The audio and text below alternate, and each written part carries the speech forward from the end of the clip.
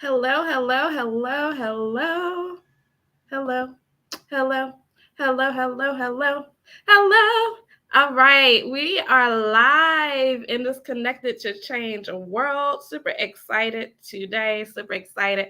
We have curated and cultivated such an amazing, amazing, amazing cast of women who are going to be coming to you today. And I am blessed, excited, and thankful to be your host. Oh my goodness.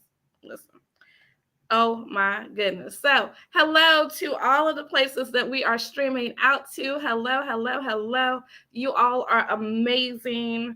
And we're going to do this thing. So, if you see me looking down, no worries. It's because I'm trying to get our Clubhouse friends here too. We're going live in Click to Cash Crew. Click to Cash Crew on Clubhouse. And shouts out to Click the Cash Crew on Facebook. Yes, that's my community. Yay. So we got it, y'all. We are live and we're gonna make it happen. So hold on. All right.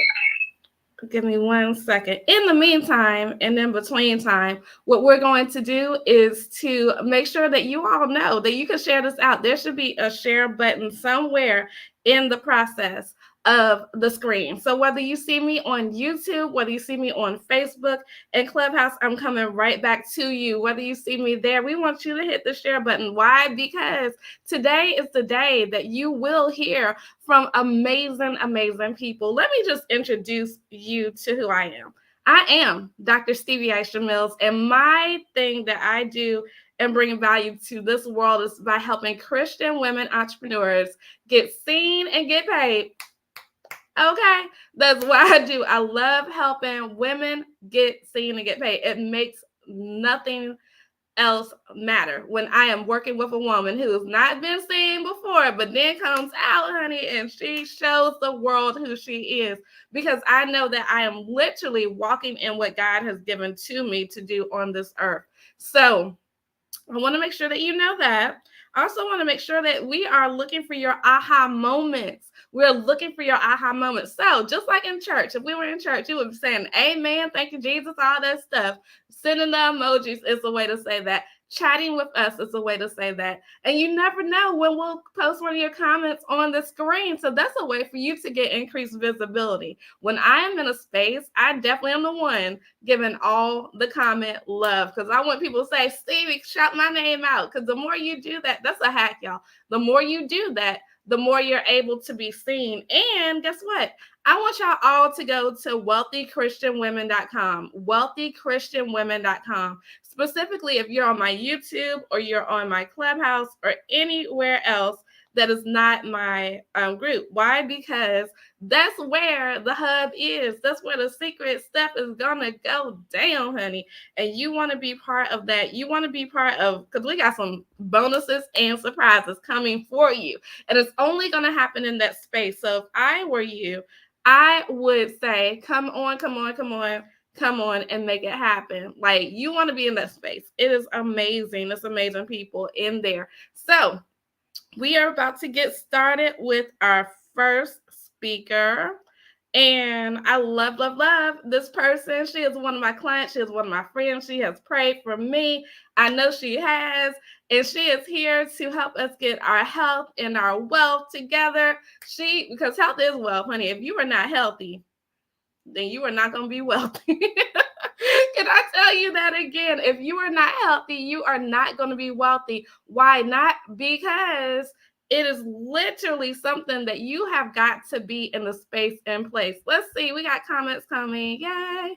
Sharon said, good morning from Atlanta. I love Atlanta.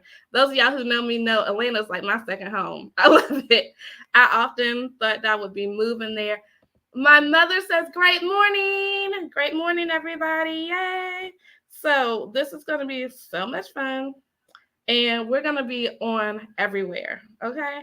So let's get this thing started. Again, go to wealthychristianwomen.com so that we can see you in the space to be.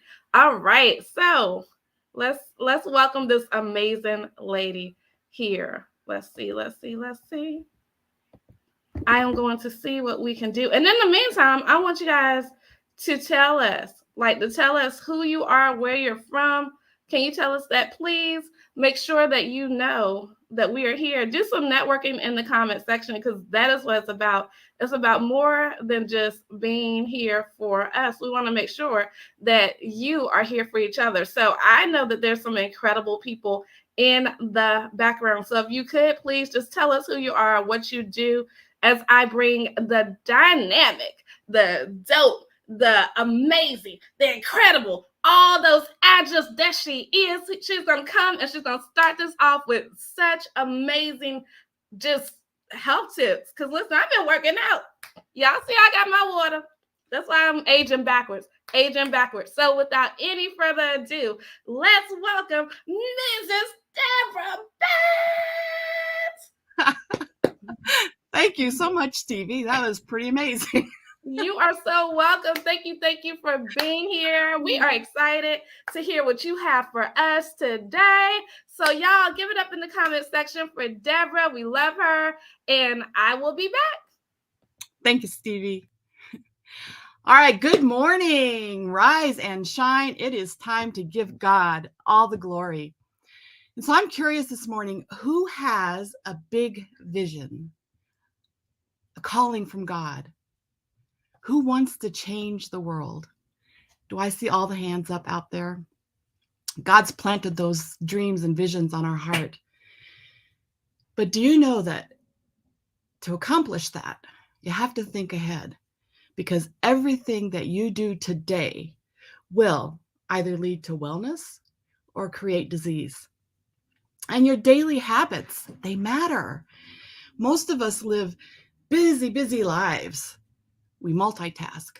Any other multitaskers out there? We balance home and work and play. Yet lack of energy, lack of sleep, lack of water, and chronic stress have the potential to rob us of the joy, the energy, and the clarity, and the confidence, even your confidence, to build, sustain, or balance a thriving business with your career and your family life. So my hope today is to leave you with a few suggestions that will help you bring balance to your life and overall wellness, because I love your guts.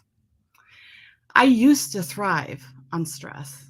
Once upon a time, I thought that burning the candle at both ends was a badge of honor. I mean, I had important things to do. I was good at my job. I loved what I was doing. I was making a difference in the world.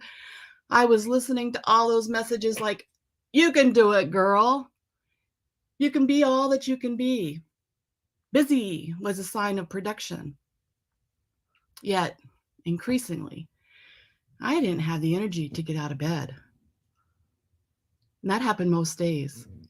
I was destroying my health with all that stress, a crappy diet, and lack of sleep.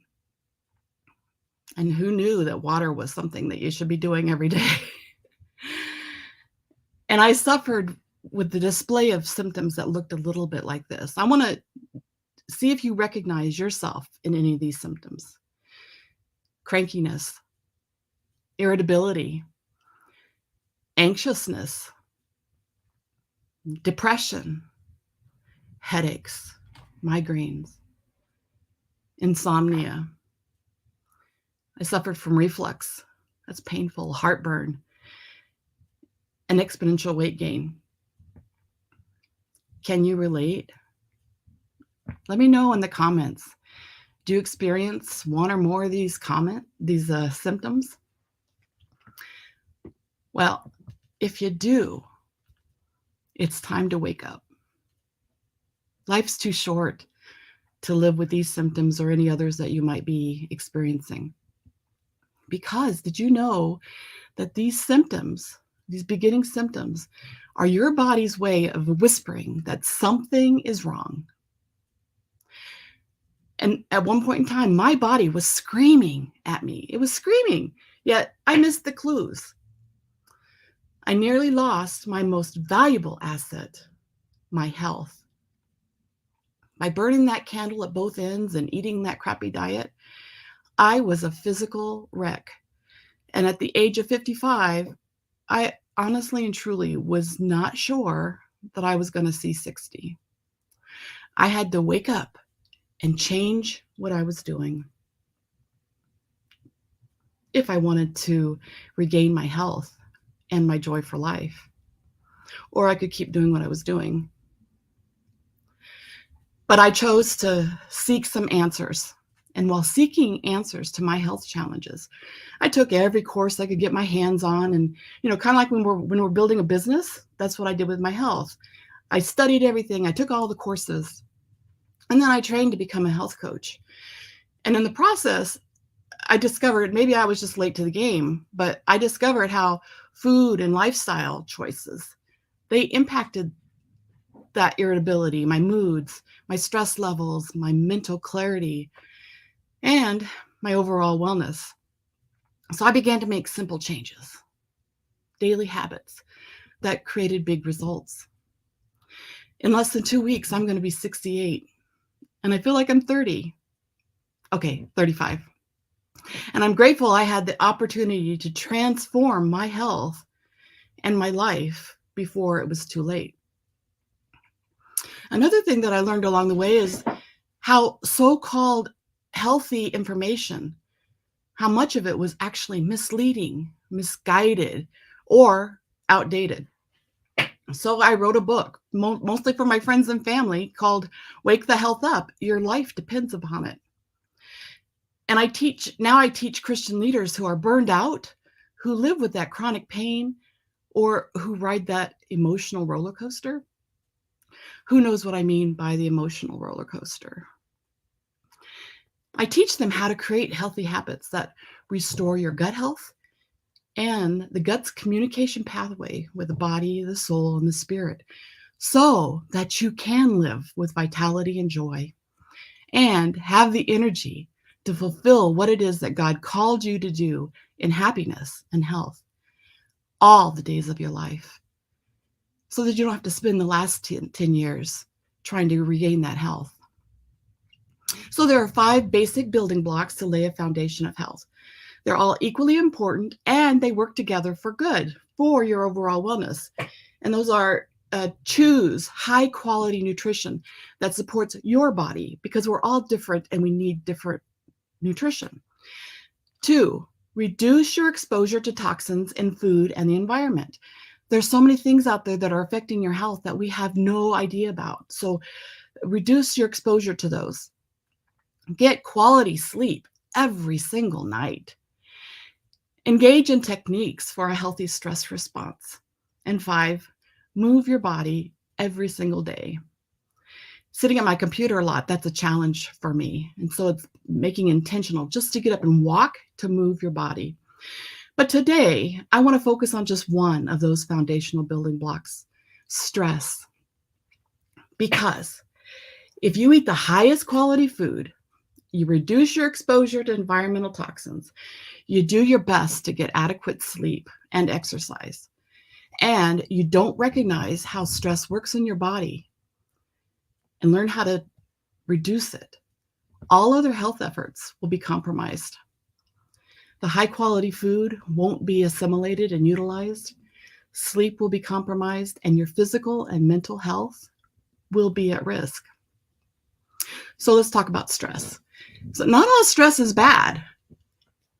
Stress is important to your survival as a human being. Acute stress, it's going to save your life. It's going to protect you and kick your body into hyperdrive to escape that tiger, imminent danger, or to quickly respond to a life-threatening emergency. So even the work deadline, anybody feel the pressure of a deadline coming and you have to get it done? That stress is going to help push you forward. And getting that new product that you're launching off the ground. So some stress is good. What happens when you're stressed is that fight or flight response kicks in, and your heart rate increases, your blood pressure rises, your digestion shuts down, and I need a drink. Hang on just a second. Remember, water is good. So your digestion shuts down, and along with all your repair systems, your immune system, and your ability to breed, make babies. All those shut down when you're under that stress.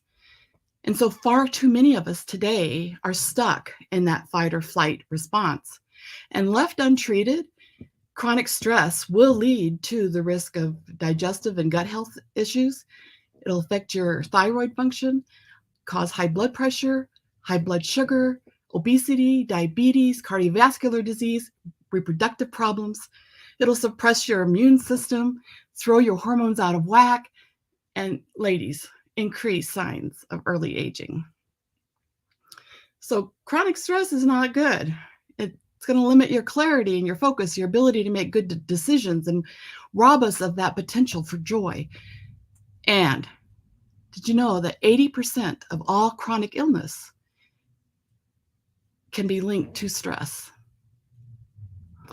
But there's good news. You have fight or flight, but the other side of your nervous system is rest and digest. And when that's activated, it slows our heart rate and our breathing rates. It lowers our blood pressure, and it promotes and improves digestion and gut health. It improves your immune response, and your body enters a state of relaxation, and this relaxation supports your recovery. It decreases anxiety, improves mood, reduces symptoms of depression, and relieves your stress. Unfortunately, your body can't live in both sides of your brain at one time. It can't distinguish between real or imagined danger. So chronic stress is there with the news, right? With news, health threats, financial uncertainty, work, family responsibilities. Do you know even watching scary movies leaves you in fight or flight? And so most of us live there 24/7. And so our fight or flight response is always on. And the mechanism that is meant to protect and defend you will actually compromise your health. So it's vital to your overall health and well-being to control your stress response and intentionally switch your brain from fight or flight to rest and digest and breed. Because remember, your body can't do both at the same time, but you do control the switch. So let's talk about a few strategies that can help you flip that switch and calm the nervous system and improve your stress response, reduce the inflammation in your body, improve your metabolic regulations, improve your digestion, strengthen your immune response, and even balance your hormones. These strategies are mostly free and easy to implement and will engage and leverage your body's innate built-in self-help mechanisms. So let's go. Number one, my mama used to tell me this all the time, but I didn't listen. Chew your food. Chewing your food is one of the most important things that you can do because it releases enzymes that aid in digestion and downstream hormonal support. So if you're feeling hormonal at all, start chewing your food better. Chewing your food and those downstream supports includes better sleep, a healthier immune response, more clarity, ability to manage stress. Who knew just chewing your food could improve that? It doesn't matter how good the quality of your food is if you don't give your body the opportunity to absorb and assimilate those nutrients into your body. So chew your food. That's number one. Number two, stay hydrated. Hydration is the leading cause of stress on the body. So drinking plenty of purified water can detox the cells and remove all that excess waste from the body.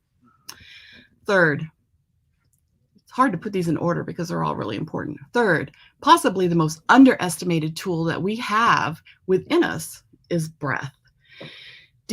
Most of us today, we breathe and we're breathing like this from our shoulders, right? We're tense and we're all tight. But breathing, deep diaphragmatic breathing is the number one switch. So if you're feeling stressed, pause and breathe and take those deep breaths from your diaphragm.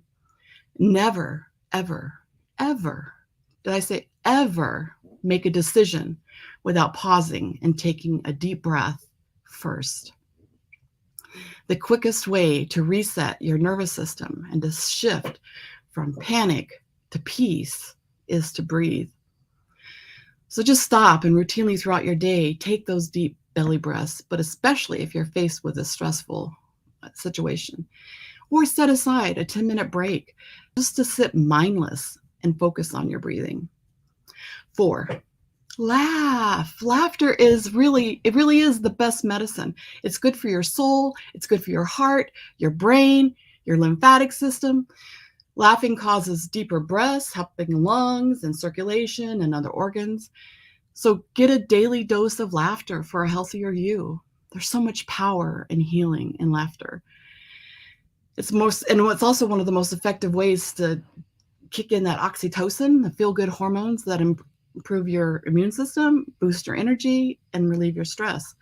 So I'm just curious, is anybody surprised so far at some of these simple little things that you can add that have a big impact on your health? Okay, 5. I have 15 here for you. 5, hug somebody, connect with friends. Life can be challenging, let's be honest. So be with the people that you love, and that physical touch releases oxytocin, which is that feel-good hormone. Petting a dog, holding a baby, all those are very powerful. So if the work that you are currently doing, 6, if the work that you are currently doing is more apt to stress you out and it does not set your soul on fire, get out and go find something that does ignite your passions. Go do that. Life's too short not to do something that you love. 7, spend time in prayer. There's so much power in just the quiet stillness of praying and listening. 8, express gratitude in all things. In all things, give thanks and praise to the one, the giver of all gifts, even those that come wrapped in struggle or pain. 9, listen to music and sing along, and don't forget to dance, right? Dance to that music.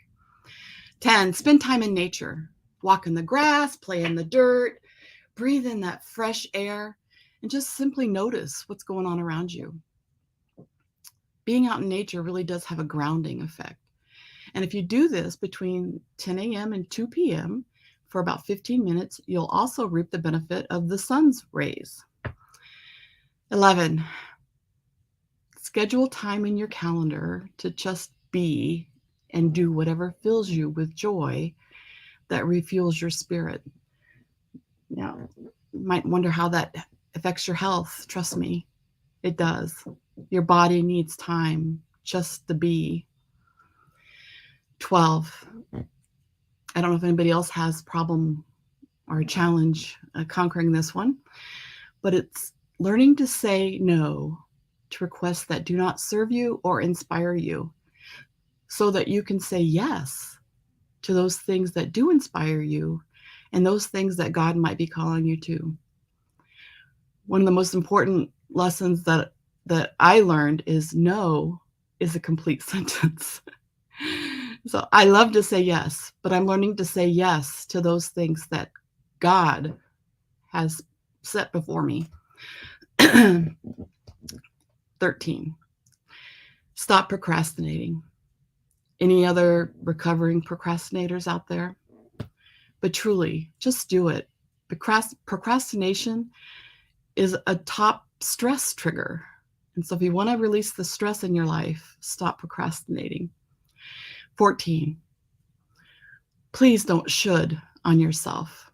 It adds so much stress.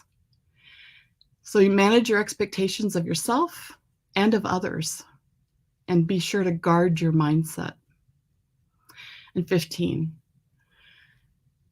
connect with like-minded business owners to build mutually supportive and encouraging networks. There's so much power in doing that. Just look at this community that we're a part of.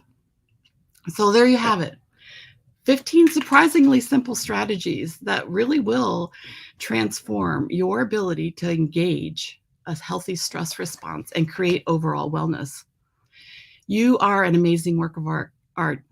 Don't let poor health prevent you from living out your dreams and your purpose. God has woven everything you need to thrive into every cell of your body. And the mechanisms are in place to support, defend, and heal your body, soul, and spirit. If we are intentional in engaging them and we stop doing those things which cause inflammation and disease. Individually, we are one, body, soul, and spirit. And when we neglect one, when we neglect to nourish one of those, we neglect the whole. We can't fix one without addressing the whole. But addressing the stressors in our lives and how we react to them is a great place to start. Your future self will thank you. And creating the healthiest you is not just about you. It benefits your family, it benefits your community, it benefits our community, and it benefits the world when you share the gift that only you can share. And so I'm curious in the comments, which of these strategies do you do every day already? And which might you choose to implement? Which one will you start with? If you want to read further, I created an ebook called Optimize Your Health and Maximize Your Success. It's 5 building blocks that create a strong foundation of health. You can get that over at www.deborahbetts.com/optimize. And that's free. Just go over there and pick that up. I'd love to connect. You can reach out to me at Deborah Betts on most social media sites. And I truly do pray that you live life well in happiness and health all the days of your life. Embrace change. Be the change. God bless you.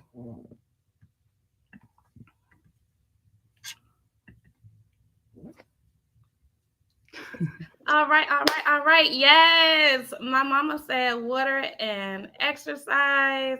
Karen is in the comments talking about focus, breathing, stay hydrated, chew slowly. Yes. So I love that. You all, thank you so much, Deborah, for this amazing information. We are excited. Yes, we have some Facebook users giving hearts and everything. And so if you see something like Facebook user, that means that you all have not accepted the StreamYard rights. So we don't know who you are. But it should be something right above our broadcast that tells you exactly how to do that. But we love you. We love you. And so we want to shout you all out. That's why I was able to shout out my mom and Sharon because I saw their names. But don't be shy. Listen, if you are in Clubhouse, hello, Clubhouse. If you're on YouTube, hello, YouTube. If you're on Facebook, hello, Facebook. We love y'all. Listen, listen, listen. I want you all to pay some tax around here to Deborah and to this entire event. One thing y'all know, this is complimentary to you, but it was not a free event. Okay, these women that you'll see have invested in you. So please do make sure you're paying them back by sharing this out. That's the greatest compliment you can give. And also make sure that you go to their links. Like they're not just saying things for you to do without you making a move. You know, the one about going outside, that was a little bit, I'm not an outside chick. I have been outside. I actually have been outside and I incorporate the dance and all that. So I loved it. Thank you so much, Deborah. We do appreciate you.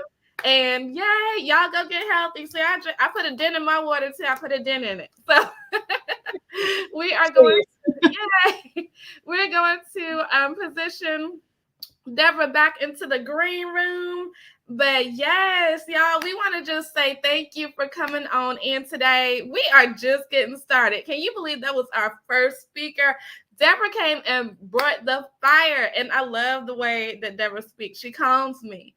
She calms me. When you listen to Deborah, it's almost like listening to a meditational CD because she's like just so, I'm high energy, and Deborah brings the heat in a different way. And I just love that. So we are excited about that. And if you see yourself as being on the Connected to Change stage, then definitely I want you to put speaker in the comment section so that you can join us for our July event. July is going to be hot, hot, hot, hot, hot. We are in the midst of summer, and I want you to join us for July. So if you would like more information on that, definitely put speaker in the comments wherever you are, whether you are on Clubhouse, Facebook, YouTube. I want you to do that so that you can be on our stage. And I am just excited because we have our next amazing, incredible speaker coming up. She will be on our Connected to Change stage in just a few seconds. This is someone I know personally. She is so much fun, y'all. She is such a breath of knowledge. It's amazing. I'm going to tell you something. When God does something, he does it well. And we are just going to take it to the next level because this woman has a healthcare background as well. And she's going to come to us with something that's going to ignite and excite us. And so, y'all, we are just more than clicking the cash to be cute and buy some purses. We are living the life that we love, which means we need to be whole and healthy mentally, spiritually, emotionally, financially, and physically. So all of our speakers today are going to touch on parts of that. You will see it. You will see somebody touching on finances. You'll see somebody touching on health. You'll see people touching on emotional and mental state. Because I could tell you that everything, including spirituality, makes you live the life that you love. I could not live a life that I love if I was just talking about money all the time, because money is fleeting, child. You can have it one day, not the next. Change will get strange and money will get funny, but when you are grounded, then you're able to take it to the next level. So I'm super excited to bring my sister. Listen, we are mastermind sisters and everything to the stage, and her name is Diana Morris. Hey, Diana, how are you? Hello, everyone. So glad to be here, Dr. Stevie, and with your awesome audience. Thank you. So I'm gonna step away, go back and get some goodies in the green room. But before I do that, we gotta shout out one of our guests. She just came in. She said, "Good morning," all the way from Cali. Shouts out to our West Coast people. Y'all know it's early. So Pamela Garrison, hello, hello, hello. We love you. And she is the historian. She can tell you the history of all the things happening in my business because she was there. And so I'm super excited about that. Again, I'm going to go ahead and drink my water and get some different goodies in the green room. And I'll be back in about 20 minutes. All right. Thanks, Dr. Stevie. Wow, Dr. Stevie, thank you for the warm welcome. Guess what? I'm Diana Morris, and I keep a drink with me, right? Wherever I go, I got to have something for my throat. What an honor to be here with you all for this awesome event. For all of the speakers that will come and for the awesome speaker that we just heard. I was taking notes too, a lot of mental notes, and I'm definitely going to go to your website. What I can say is that for those who don't not know me, I am a native of Dayton, Ohio. I'm a wife, a mother of four, a registered nurse by trade for over 30 years, along with being a minister and certified as a transformational coach and a minister of inner and physical healing. I'm just honored to be in the presence of great women like you. And if there's any men in the house, kudos to you too. We're just blessed to be alive and amongst the living. Thank you for your time. Time is something that none of us can get back. We can say we wish we had of, but today is the day of our transition. Today is the day for us to evolve and move forward, keep living, keep breathing. So what I want to do in these next few moments is just to share. And if you have something to write with, write it. If you don't, just put it in the chat. Because I believe that if you use the writing form of your hands, it connects to your brain. And as you know, you usually can contain or keep that a little bit longer. So today we're going to share 5 proven keys to resilience for tomorrow's empowered woman. And the way I'm going to present this is a way that hopefully you can remember. It's going to be in an acronym called STAND, STAND. After you've done all you can to stand, keep standing. What I can say is that I won't be able to go through it in its entirety, but I'm going to give you enough that I believe it will empower you and impact your life. I do have a free gift, and I'll tell you about that now. And it's a resilience assessment tool. So you can answer a few questions just to see how you handling the stress, right, that's coming towards you. How are you handling the change of our environment? How are you handling the economy and all the other things that are going on in this world today? So click the link. It's bit.ly/resilience assessment tool. And I'll repeat that, bit.ly/resilience assessment tool. And you'll download that tool. You'll put your email in. If you just want to get the tool, then just say bye, just unsubscribe. But then you'll also be able to connect with me. In this life, there will be storms. There's going to be valleys, guys. There's going to be times when we don't even feel like we're worthy, right? Have that self doubt, uh, feeling unfulfilled, right? All the hard work you're doing as a woman, as a wife, even a single lady making it happen out here. Sometimes you may feel like it's just overwhelming. Put a one in the chat if you can relate to that. Every day ain't Sunday, baby. I'm here to tell you that sunshine and rain shall come into our lives. And sometimes we're going to feel powerless. Sometimes we're going to feel lost in pain. But be of good cheer. I believe that the God that I serve and many of you serve, he tells us to be of good cheer. Put that in the chat. Be of good cheer. Why? Because he has overcome this world. And I believe that you and I can overcome it too.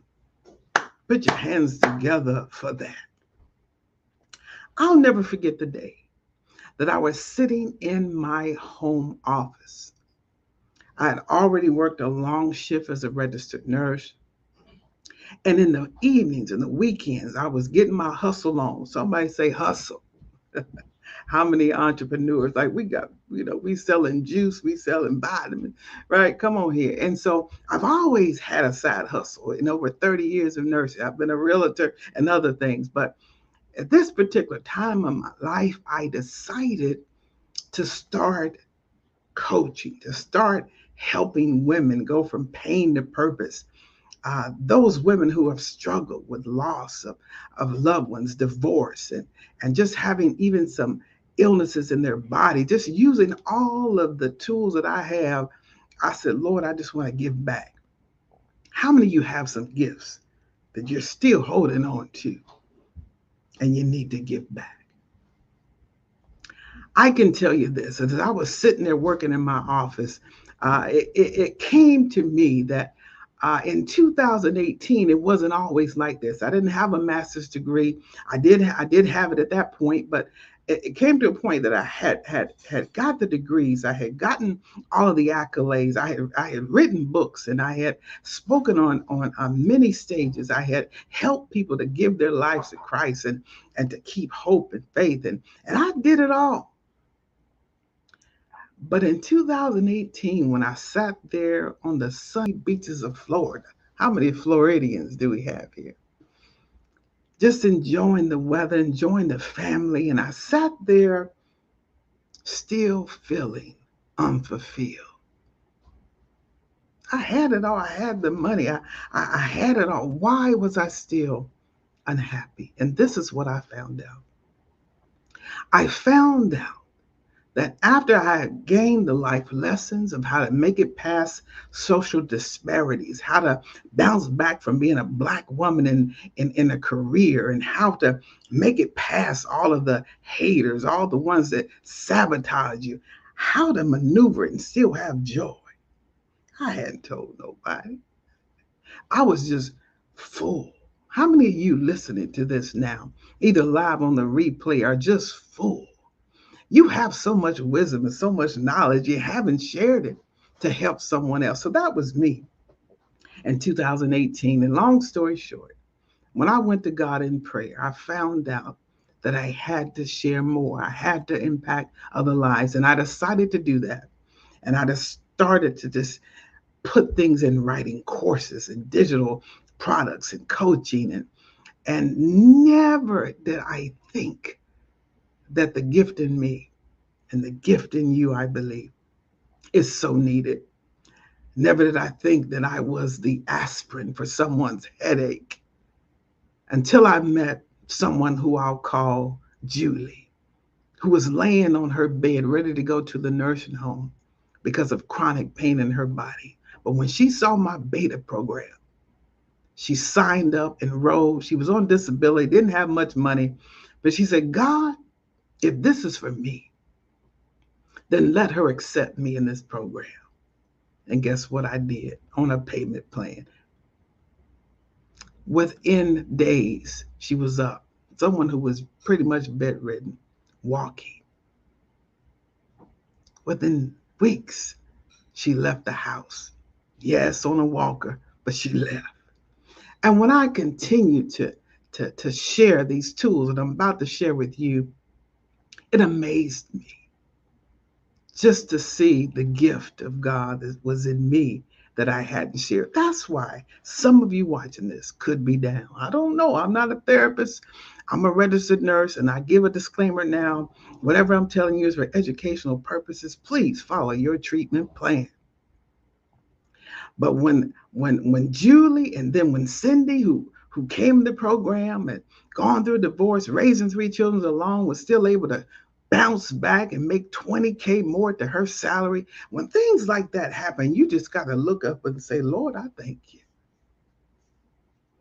So sitting there, knowing that I was walking in my calling, the more I give, the better I feel. It's better to give than to receive.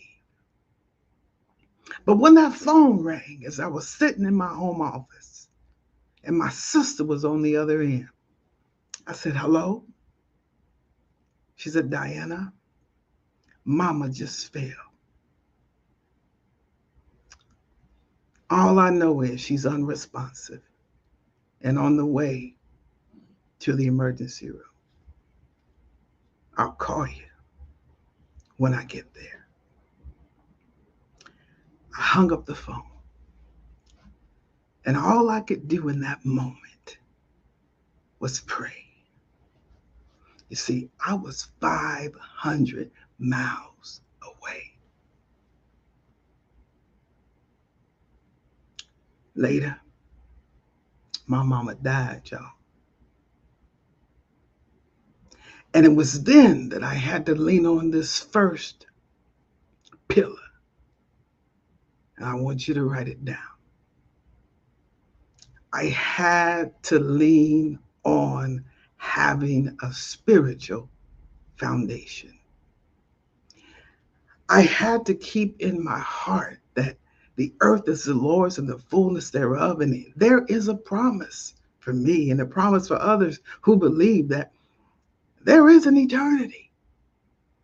And the God that kept Mama here will keep her there. The spiritual foundation. Denzel Washington says it like this. He said, my faith helps me to understand that circumstances don't dictate my happiness and my inner peace. When you lean into that fact that your God is bigger, greater than anything in this world, sister, you're already empowered. Our next pillar. I call them pillars, but I call them keys too. In the stand method is to be transformed by the renewing of your mind. Somebody put your hand up and say, my mind, Lord, keep my mind, right? There are some times that we have so many thoughts that come through our mind, and those thoughts make us feel hurt, feel rejected, right? Did you know that each of us have about 50,000 thoughts or more in our mind every day? And most of them are negative? Yeah. So it's up to us to take each thought and line it up to what's true and according to the word of God. Joyce Myers says it like this. She said, you cannot have a positive life and a negative mind. My goodness, that's a drop the mic right there. Somebody say, change my mind. I got to change my mind. So that's the second pillar. And I don't want to miss them all. So I got to scroll down. And so the next one is to be anchored in hope. Hope will keep you when the storms are rising. Hope will help you when you don't have anything else to lean on. As a matter of fact, the late Dr. Martin Luther King says it like this. We must accept finite disappointments, but never lose infinite hope. Yeah, there's some things that's going on right now that we just gonna have to accept it.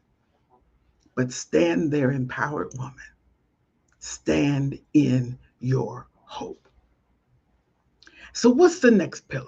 The next one is to never lose focus of your purpose. Somebody write in the chat, purpose. You have a purpose. You have a calling. You have a gift. You have something to share. I don't care how little you may think it is. There's somebody waiting for you. Oprah Winfrey says it like this. She says, understand that the right to choose your own path is a sacred privilege. Use it and dwell in possibilities. It's possible for you to hit those six figures. It's possible for you to impact the world. It's possible for you to be a wife and a mother. It is possible. You just have to never lose focus of your purpose. Some of us are just being distracted. Let's just say it like it is. We're letting everything else distract us from what we're called to do and called to be. Denying your dream while watching somebody else. Man, that hit real good, right? So don't look at somebody down the street whose grass might be, you said, greener when you have the key to help people like a Cindy, right? Yeah, she's waiting on you. Procrastination, let it go. And what I can tell you is that this last pillar we've gone through four, the last one is to be determined to persevere. And I'm almost through. So when I got that call that my mama had died, despite all the accolades, despite everything I had gained in finances and ministry and nursing, all of that, mama was my why. She was a why I was trying to get everything accomplished so I could be sure mama was straight. Anybody got a mama? Hug her for me. If you got a daddy, hug him too, because I lost both. So as the baby girl sat there on her bed, I started having chest pain, y'all. And as a nurse, I know it could have been my heart. Could have been gas too. But I thought about it. And I asked myself a question. As I sat there on that bed, and my husband laying right there sleeping good, don't even know what I was feeling. Have you ever been there? Nobody knows. God knows. So I asked myself this question as I close. I said, Diana, do you want to live or do you want to die? That's the question. And I thought about my mother, how she was born in the 1930s with one kidney, but never had dialysis. I thought about how she was raised by her brothers and sisters because she was an orphan by the time she was 10 years old. I thought about how she had to run to the fields and hide as mean white men would come to harm the black children. They say, lay low, don't get up until we call you. But my mama persevered through that. I'm sure you have some stories too. My mama buried two husbands, not one, two. Buried three children, but still preached the gospel. Still never met a stranger. Even in the rehabilitation center where she fell and never recovered, the nurses, because I couldn't see her, would call and let us know, oh, she's still in there singing them praise songs. She's been there preaching. She continued to be resilient, even unto death. So I asked myself that question, and I ask you too, because my hardship was grief and loss and different attacks against my ministry and against my career. But yours could be different. But I'm going to ask you the same question I asked myself. Do you want to live and persevere, or do you want to throw in the towel? I took a deep breath and I said, I want to live. I wept and I cried. But I said, how dare me give up on God's purpose? How dare I give up on the calling that's on my life when mama finished her course? Write in the chat, finish your course. Don't you throw in the towel because of these adversities. I came to this group, to this meeting today to let you know, don't throw in that towel. I don't care how much you want to do it. I want you to know that you can, you will, and you must fulfill your purpose. If you'd like to know more, please go and download the Resilient Assessment Tool, bit.ly/resilience assessment tool. If you'd like to just read the book, I do have the book that I've written on the 5 pillars of lasting resilience. It's on Amazon. It's just called The Power of Resilience. I just want to I just want to leave this message with you, the message of faith, the message of transformation, that you can do all things through Christ. I'm Diana Morris. Until next time, God bless you. Wow, wow, wow, wow. I told y'all need to share this out. These women are coming up here and they are just amazing, prolific speakers. Like, I just got caught up in it because I understand what it is to lose a relative as well. My father passed away, and that that was the hardest thing that I've ever had to grow through. And so I definitely understand that. Let's check out these comments. Let's check out these comments. My mama said hello, and Pamela said she is sending love. She said hello, Diana. They said Stan, yes. They said Stan. Let's see, be of good cheer. And so let's see what else we got. Let's listen. I love that you all are being in the comments and just interacting with us. And so my mom said, absolutely. We do have a Facebook user. I got to shout them out because HBCU love. They said Florida A&M, even though I am a pure through and through Aggie. So that's what they said. And we love our HBCU. Shouts out. If y'all are HBCU grad, do y'all put it in the comment section too? Because that is something that I love. They said, be the aspirin for someone's headache. Let's shout out our speakers there in the comments too. My people understand that school is never out for the pros. So they are locked and loaded in here with us. Spiritual foundation, transformed by the renewing of your mind, anchored in hope. Thank you for being our scribe on today, Pamela Garrison. We love you. Never lose sight. Determined to persevere. Stand. Yes, that acronym stood, right? Those are play on words if y'all ain't catch it. Let's see. Stand. Live. Ooh, I see these on t-shirts. Yes. Finish your course. My mama said live. Elaine said living in love. Yes.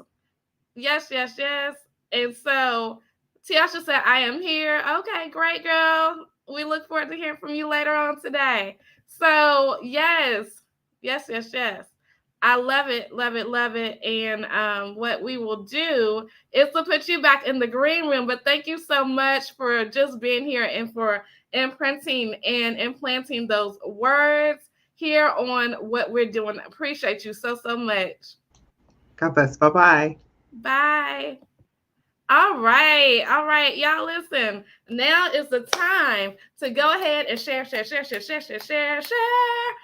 you don't want your people to miss this. I'm telling you, I love to eat well. Anybody who knows I love some great food. I am a foodie. And I don't love to eat from the dollar menu, right? So I don't want my friends to be eating from the dollar menu when I'm eating filet mignon. That's crazy. That's not being a good friend. So you want to get your business besties in here. You want to get your friends in here. You want to get everybody who is connected to you in here so that they can be in this amazingness, because it is amazing. We are only 2 speakers in, y'all. Listen. And shouts out to the Click to Cash crew. We have Click to Cash crew on Clubhouse. Yes. And also on Facebook. Those in the Facebook group. Click the Cash crew. And if you're not there, why in the world not? Go to wealthychristianwomen.com, wealthychristianwomen.com, and you can make sure that you are over there because we have some special surprises coming up for you. But you've got to be in the Facebook group. You've got to be over there at wealthychristianwomen.com so that you could be in the space to be. Okay? So we are going to keep this party rolling. Rolling. And I'm super excited because I understand that this amazing woman who is coming up next, she is in the great state of North Carolina with me. She's also, listen, when I say Aggie Pride, she can say it back. So you know I love my Aggies now. I got to give her all the stuff. Even people who never heard of A&T, they heard of it now because I put all the sauce on A&T. So I gotta give it up for my sis because she is about to listen. She was in those halls with me. She knows and understands what the calf is, the Holland Bowl. She understands Crosby. She understands McNair. What? Hey, I'm getting hyped. And she's gonna understand how to bring the heat. We are keeping this thing rocking and rolling. Plus, look, she's supposed to be in my life because she has the same name as my mama. That's amazing. So Karen McDonald is in the building. Hey. Hello. Good morning. Good morning. Thank you, Dr. Stevie, for having me today. You are so welcome. So what I'm going to do is to go back in the green room, drink me some more water, and I'm going to turn the Connected to Change stage over to you. Thank you so much, and I'll see you soon. Thank you. And Aggie Pride. So, Dr. Stevie is right. I am a diehard Aggie. I actually live in Raleigh, North Carolina, but I'm in a hotel room today. So forgive the background because I'm in Greensboro, North Carolina today, home of the Aggies. But listen, the reason that I'm here today is to share with you how to diversify from within. How to diversify from within. And so you may be thinking, what does that mean? So you are going to find out today. First of all, though, I do want to thank Dr. Stevie for the opportunity. I don't take it lightly, Dr. Stevie, that you are allowing us this opportunity on this platform today to just impart into all of the phenomenal people that are watching, whether they're watching live or they're watching the replay. So thank you again, Dr. Stevie. So who am I? Again, my name is Karen McDonald. And like many of you here today, I wear many hats. I'm a wife, I'm a mother, I'm a grandmother, I'm a daughter, I'm a mentor, I'm a woman of God, I'm a caregiver, I'm a corporate executive, I'm a public speaker, an author, an investor, a business owner. I mean, the list goes on, right? But with many of the hats that I wear, again, like many of you on here today, I needed to find ways to work smarter and not harder. In order to do that, I learned how to diversify my business, diversify the business that I already had from within.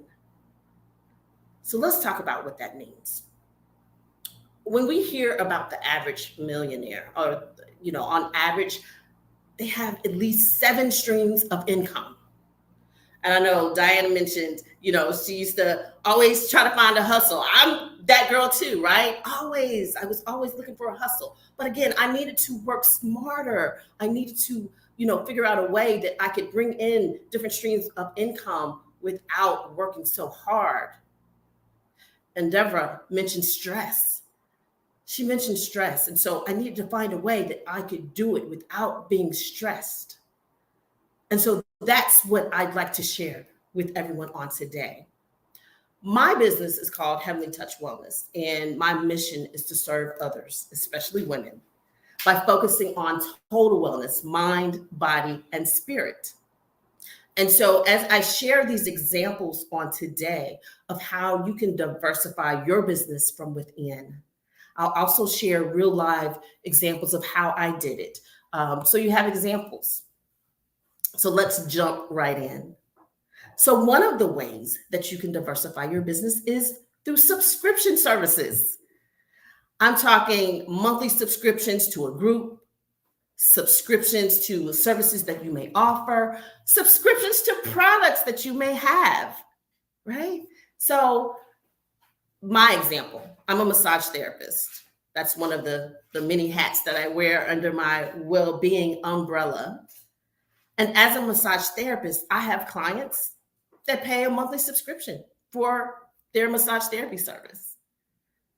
Now, I only do massages every other week because, again, remember I said I work smarter, not harder, right? And so I've been a massage therapist since 2008, and I'm getting towards the end of wanting to physically, provide massage. I hire other people or bring in other people to do that for my clients. But I have some clients that are like, Karen, I only want to see you. So I've learned how to do that smarter by only doing massages every other week. But again, I have clients that pay for a subscription to receive massages once a month. Another subscription idea. I have a product that every woman needs, right? It's a feminine hygiene product. And so monthly subscriptions to have the feminine hygiene product delivered to their door every month. As a coach, I ask you, many of you on here today are coaches. Think about ways that you can have women, men, whomever your target audience is, pay a monthly subscription. Again, that's working smarter, not harder. And that's a residual income that will come into you every month. The next way to diversify your business, services. What services can you offer your clients? You may be a life coach, for example, but there may be other services that you can offer under the life coaching umbrella. You may be, a musician, but there may be other services that you can offer your clients as a musician. So think about that. Just be creative and think about some of the other services that you can offer. For me, in my business, again, Heavenly Touch Wellness, and it's all about wellness, mind, body, and spirit. I'm also a certified holistic health practitioner. So I offer a variety of services outside of the massage therapy that you heard. I offer other services like yoni steams and the detox foot bath, ear seeds. The list goes on. But these are services. I mean, the ear seed service, it doesn't take me long to service my clients, but it's a service that I can charge for. The client also, I teach them how to actually do it themselves. And so that's another residual income because they will purchase the product from me. So that leads me to the next way that you can diversify your business within product sales. Product sales, that's a no-brainer, right? Regardless of what type of business you have, there should be some type of product sales that you're doing. I know when I was in school working on my holistic health practitioner certifications, one of our instructors said, there's no reason or no need for you to send money out. If there is something that you use on a regular basis or you would be recommending to your clients on a regular basis, why not sell that product? I mean, me personally, I'm a distributor with many different network marketing companies, but it's because I'm not recruiting. What I'm doing is offering the products to my clients. I'm giving my clients the ability to purchase the products directly from me. So be creative and think about what product sales you can offer. And then the next thing, affiliate links. There are so many affiliate links that as business owners, we can utilize.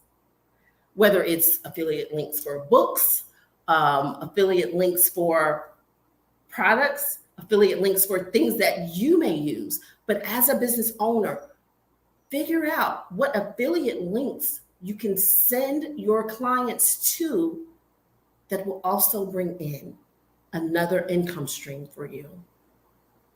In my example, from an affiliate link standpoint, I mean, because I am a naturopath, I can't treat, diagnose, or any of those things that traditional doctors do, right?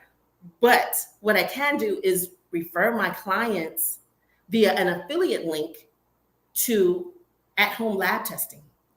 And they can get their lab results at home, right? But there's an affiliate link. I'm just sending the clients to that link. They're able to go and get the lab testing, and then they get their results at home. What other affiliate links can you think of to be creative within your business? I know we're going to be hearing from speakers later today that will talk about writing books. If you are a business owner and you have not written a book yet, what are you waiting for? It is time to write your book. Write a book, write an article. You can monetize articles. Don't think that you have to write a whole, 500-page book in order to monetize that. No, you can actually monetize articles. You can do an ebook. So what are you waiting for? What are you waiting for? I know you have so many ideas that you can put down on paper. What are you waiting for? And I know Dr. Stevie can help you with that. And then the next thing is podcasts.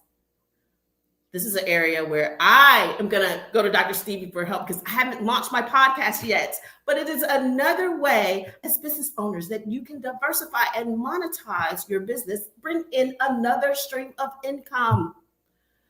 Podcasts are, I listen to so many podcasts and I'm like, wow, this is amazing, right?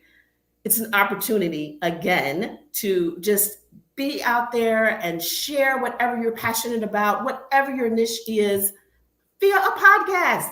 Bring in guest speakers, etc. But it's another way to bring in additional income. Because depending on the platform that your podcast is on or what have you, you'll actually have sponsors or individuals that will actually pay for like commercials on your podcast. The next idea, teach a class. Teach a class. Whatever your area of expertise is, Teaching a class is a great way to share that expertise, but also bring in another stream of income. You can teach a class in person. You can teach a class online. I mean, you can use StreamYard and teach a class. What are you waiting for? Go ahead and get that class started. The next idea for bringing in additional income streams, speaking engagements. Oh my goodness. Again, you are the subject matter expert for whatever your business is. So having the ability to do speaking engagements and paid speaking engagements is another income stream. And if you're like me, I love speaking engagements, whether they're paid or not. I love the opportunity to impart in others. Other things that you can do. Retreats. I do retreats on a regular basis.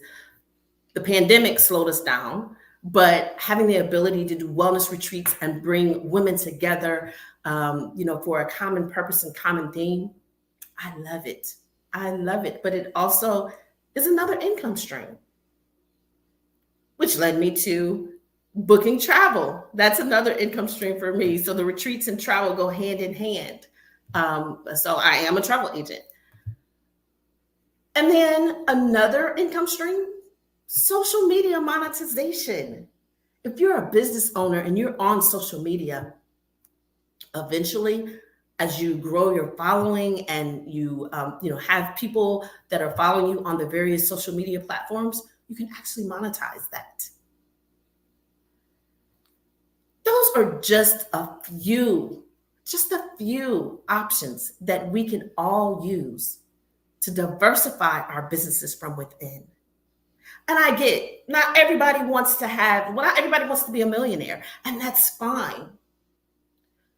But there's nothing wrong with having multiple streams of income coming in, because we never know, right? I mean, we're in a recession, right? We never know what tomorrow is going to look like. And you never know when you need a stream of income coming in. It could be for an emergency. We never know. And it doesn't mean that just because you have all these income streams coming in that you have to spend it all. Save it. Save it for a rainy day, or save it for that special trip that you want to take, or save it for blessing others. Save it so you can bless others, right? But you don't have to spend it all at once. You don't have to go buy a new pair of shoes like I love to do on a regular basis.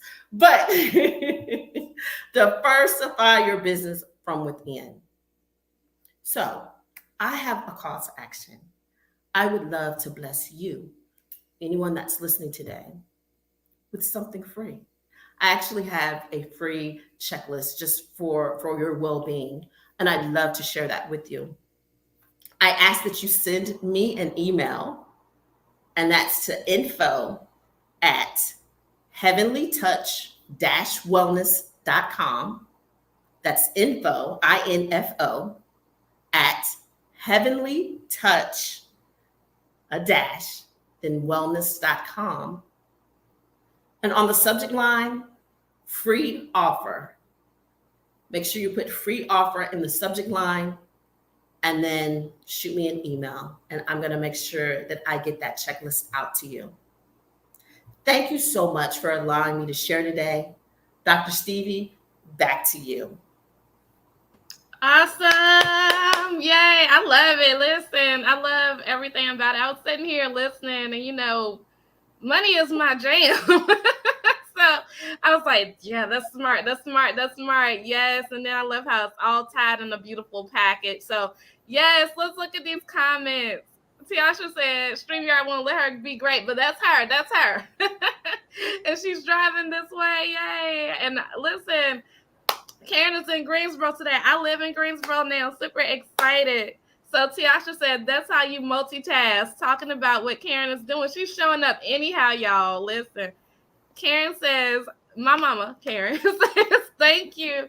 And she says, hello, Karen. Y'all name twins. Yay. Yes. Then Pamela says, hello, Karen. And she says, yes, work smarter, not harder. Work smarter, not harder. And then I know this is Diana. She says, product sales. Yes, product sales. Deborah said, what are you waiting for? We got too many tools that you can leverage out here in the world. And Pamela says, programs, services, memberships, affiliates, and so much more. Oh my. Then we have monetize an article. Yes. And then Pamela says, yes, Dr. Stevie covers all of this. Yes, yes, yes. I love it. And definitely, I want you all to know that Karen is amazing. She did such insight. Look, they say, I love retreats. I do too. Multiple streams. Exactly. So, Karen, we are going to tuck you back into the green room. Thank you so much for what you've done here. I look forward to connecting to you like IRL in real life sometime soon. We got to make it happen. We're too close.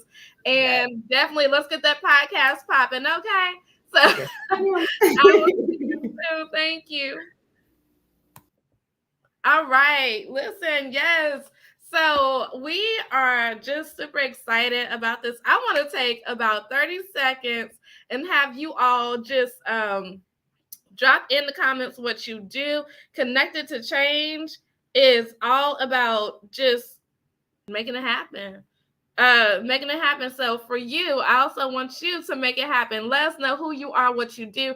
To my speakers, I want y'all to drop those links that you've been telling us about, those emails, all that stuff in the comment section so that you can get where you need to be as well and get those links out here. Okay. So again, I'm going to drop a link too. I'm telling y'all to drop a link. I'm going to drop a link too. This is what we doing. So I want to drop this link. Let me see. I want to drop this link. It is workwithstevie.com, workwithstevie.com.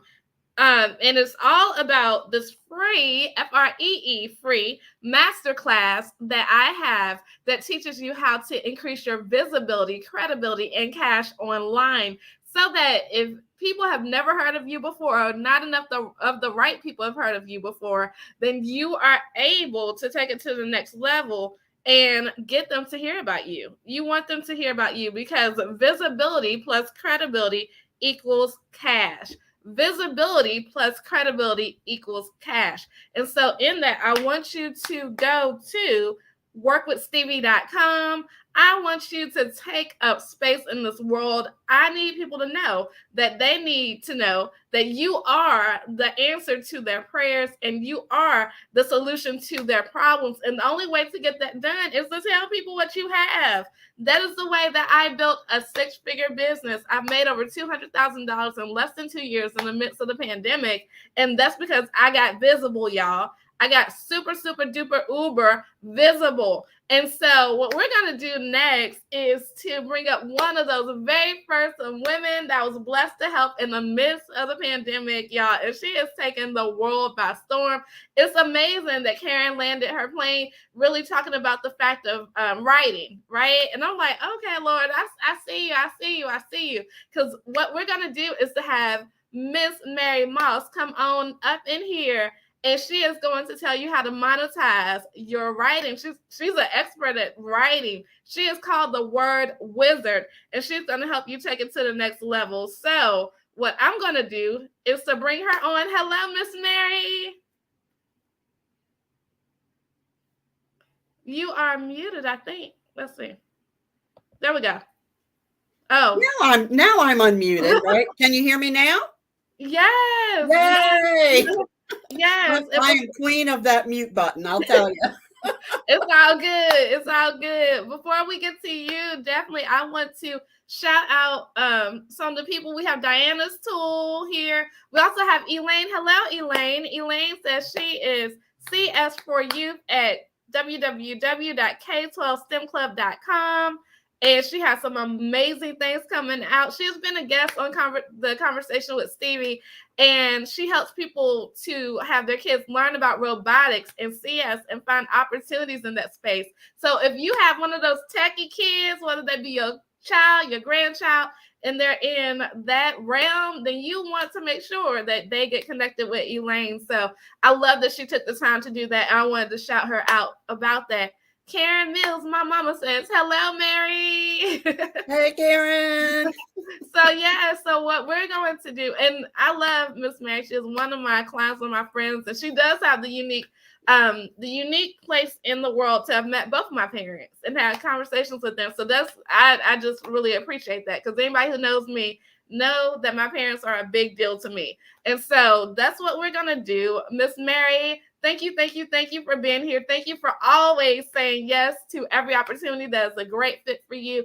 And I'm going to go back to the green room so I can get my water drinking on, and I'm going to turn it over to you. Thank you. Yay. What a great introduction.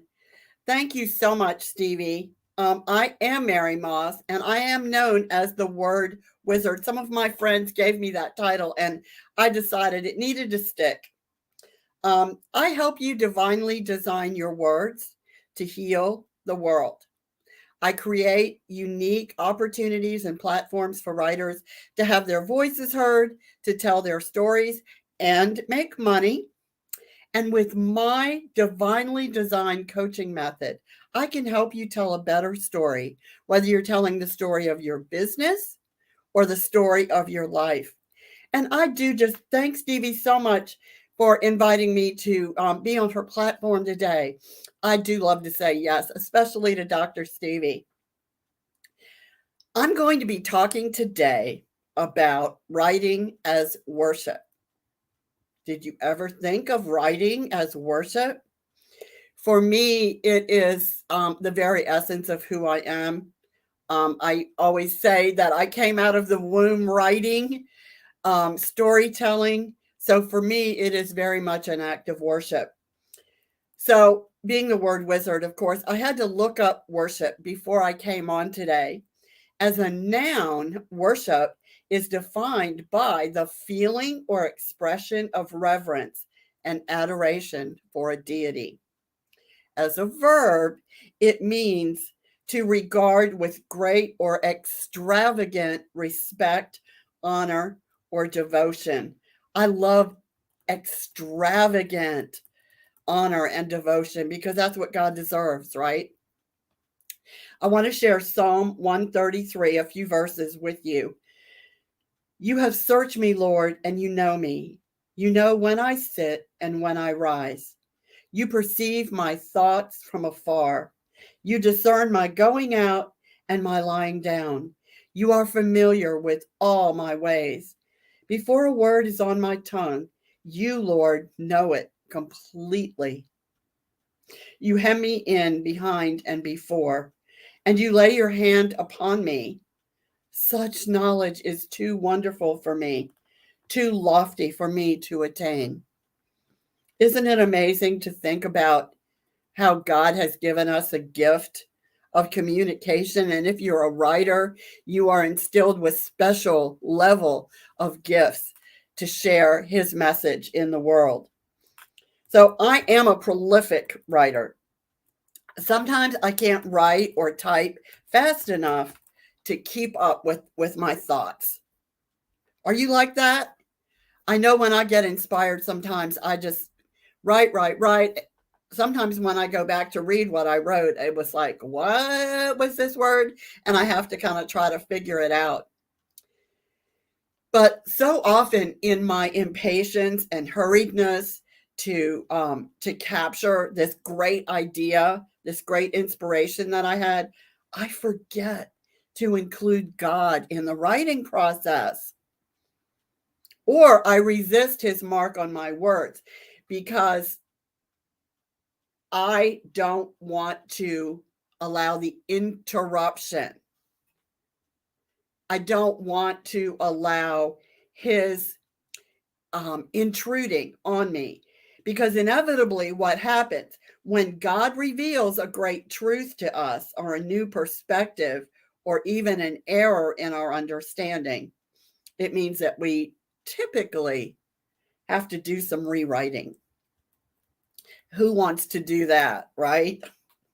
So this is what happened to me. I'm speaking from personal experience. You may not have experienced this, but I have a pretty good feeling that if you're a writer of any kind, you probably have experienced it. I was focused, second book is focused on navigating the grief process, my grief process after the death of my mom. And I stayed in my grief for a long time. Thankfully, I eventually traveled out to hope and healing, thanks to God's grace. I claim no credit for that.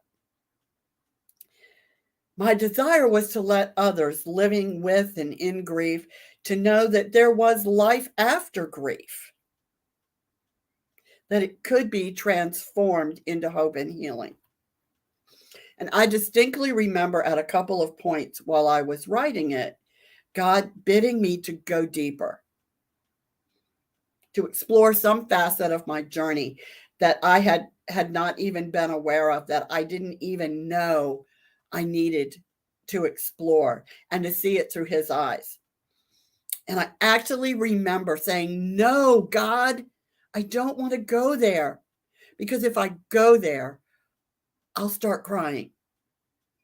And if I start crying, I'm afraid I'll never be able to stop. Writing isn't all fun and games, is it? Sometimes it can be hard work, hard inner work. Sometimes we have to really tune in to what God is trying to tell us and how he's trying to use our writing process. But he persisted, and I eventually complied. And yes, there were tears, not just for my grief, but for and about things and situations that I didn't even know I was grieving, things that I had kind of pushed down so that I didn't have to deal with it, to try to just move on and live life, right? Thankfully, my obedience, though grudging, did win out. And I think that he decided, once he had my attention, that he was going to just go all in and have me do the work on myself that I should have done a long time ago. Writing for me is a very spiritual process. And I believe that writing itself is a spiritual process. And each of us has a unique and divine purpose on this earth and in the world. And often we think God overestimates us or doesn't understand our hesitation to share our stories. I'd like to share a short poem from my second book called Knowing Full Well the Cost. And it really applies to this process that I was talking about. It's called Knowing Full Well the Cost. There are places I just don't want to go, past hurts and dashed hopes and disappointments. I just have no desire to revisit them, and yet I've held them close to me, clinging to them, safe inside the wall of life goes on. God says, write your story, knowing full well the cost, past hurts and dashed hopes and disappointments. They wrestle each other for my review and primary focus. I've pushed them down and kept them at bay for so long, locked in a dark room of memory that reveals all is not as it seems. Clenched fist, I rail at him. I do not want to tell this story. Past hurts and dashed hopes and disappointments. A life poured out is just too much to the truth of it all. I've lived these years as if in a constant dream state, but the dream didn't really even end when I woke up. I hesitate and hedge my bet and use every excuse I have. Past hurts and dashed hopes and disappointments, they weigh me down and hold me back, stifling that still small voice. But still it finds its way clear of all the noise and confusion. I just don't have the courage to breathe new life into pain. God stands firm in his determination and plan. Past hurts and dashed hopes and disappointments. He lifts them all to him and binds up every one. They lose their power when he sanctifies the pain. God says, write your story so the future can be redeemed. God says, write your story, knowing full well the cost. God's deepest desire is to be in relationship with us. And what an honor that he places in our hearts the words to share with his world. When we feel inspired to share our words with others, it's really his prompting. I've been sharing about from my poetry and devotional type book, and both of my books are in that format. But perhaps you're writing an instructional manual or a how-to guide, maybe a fictional short story, or maybe you intend to monetize what you're writing beyond book sales.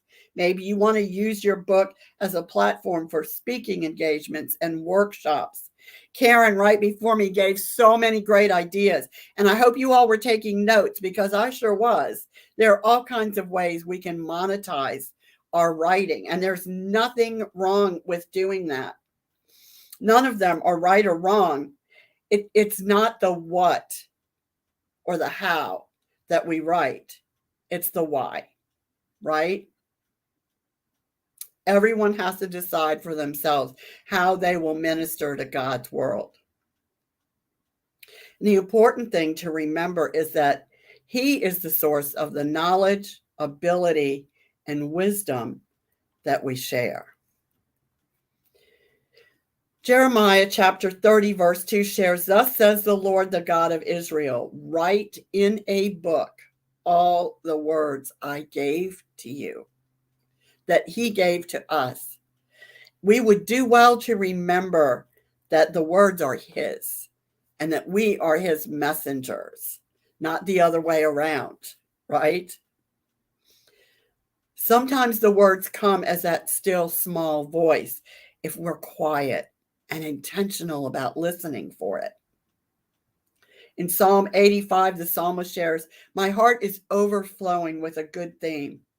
I recite my composition concerning the king. My tongue is the pen of a ready writer. Like David, we would do well to remember that the words we are inspired to write do indeed come from above, right?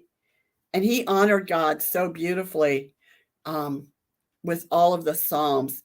He was continually in praise and worship for God. And I believe that's why his Psalms, everything that he wrote, touches us even now, 2,000, 3,000 years later, because he did make everything he said and did an act of worship for God. And this is where I go when I feel like putting off my writing, either because I'm too busy, too tired, too bored, too preoccupied, too whatever, you fill in the blank. Our words are from above, and our message is not our own. It comes with a responsibility.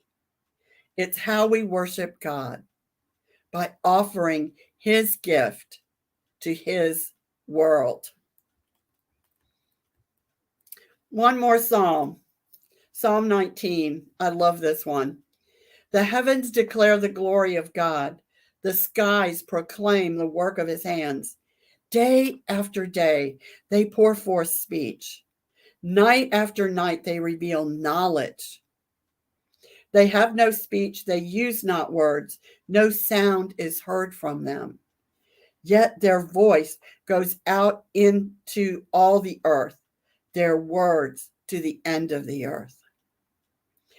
We worship a God who created not only the sky, the stars, the seas, and everything in them.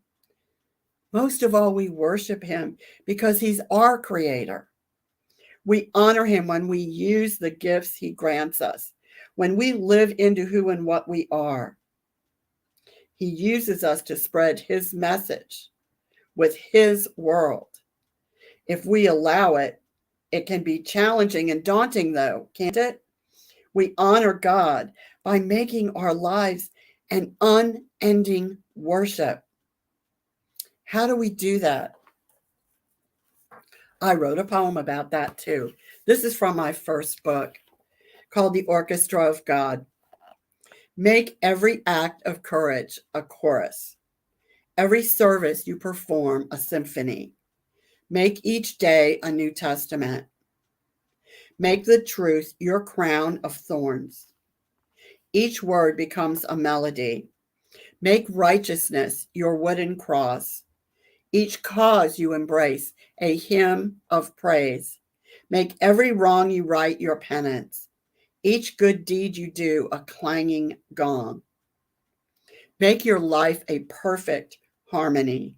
Each thought and every hope a trumpet and a drum. Life in this world is like an orchestra. Each of us a beautiful instrument of God. We worship God with our very lives and by how we live our lives. And as writers, we have a special purpose. We share his message. We are the messengers, and it's a sacred duty. That's all I really had to share today. This has been on my heart, this writing as worship. So often we hesitate to even start because we think it's all about us, right? And our abilities. I can help you get started. I can help you tell your story. I have a unique, divinely designed method to do that. One of the ways that you can start to believe in yourself, to believe that your story does matter, is to go to thewordwizard.club. And I'll type it in the comments when I'm done. thewordwizard.club, and download my free ebook on 6 reasons why your story matters. Because it does. You can also reach me on The Mary Moss across all platforms online. And if you'd like to find out what kind of writer you are, what your writing style is, you can take my writing style quiz at mywritingstyle.com, mywritingstyle.com. And that will help me figure out the best product or service that I offer to help you tell your story. I look forward to working with you if that's what you're looking for. I hope you have been renewed and refreshed as a writer by being reminded the source of all of our knowledge, wisdom, and inspiration. Thanks again, Stevie. You're so welcome. Y'all, listen, this has been incredible. And I'm just so grateful every time that I see Mary, because I know I met her in 2000 and she was a different woman then. So the way that she has shown up so beautifully and so gracefully is just amazing. She has definitely emerged from being a hidden figure, and I love it because I've seen the journey, and now she is sitting in the confidence of this writing skill and ability that she has. So it's just so amazing to see the progress. So Pamela has said the word wizard is in the house.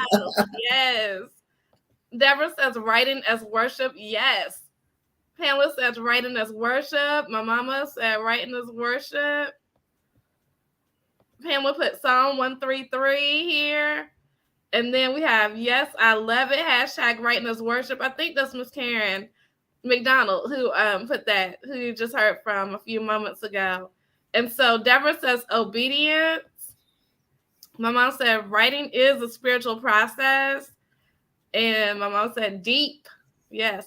And I want to, I keep seeing this picture my mom has on her Facebook of me and my dad. And I just want to encourage you all, because one of the last conversations that I had with my dad was in regards to writing. I introduced him to Mary, but unfortunately he passed away before they could get the work done.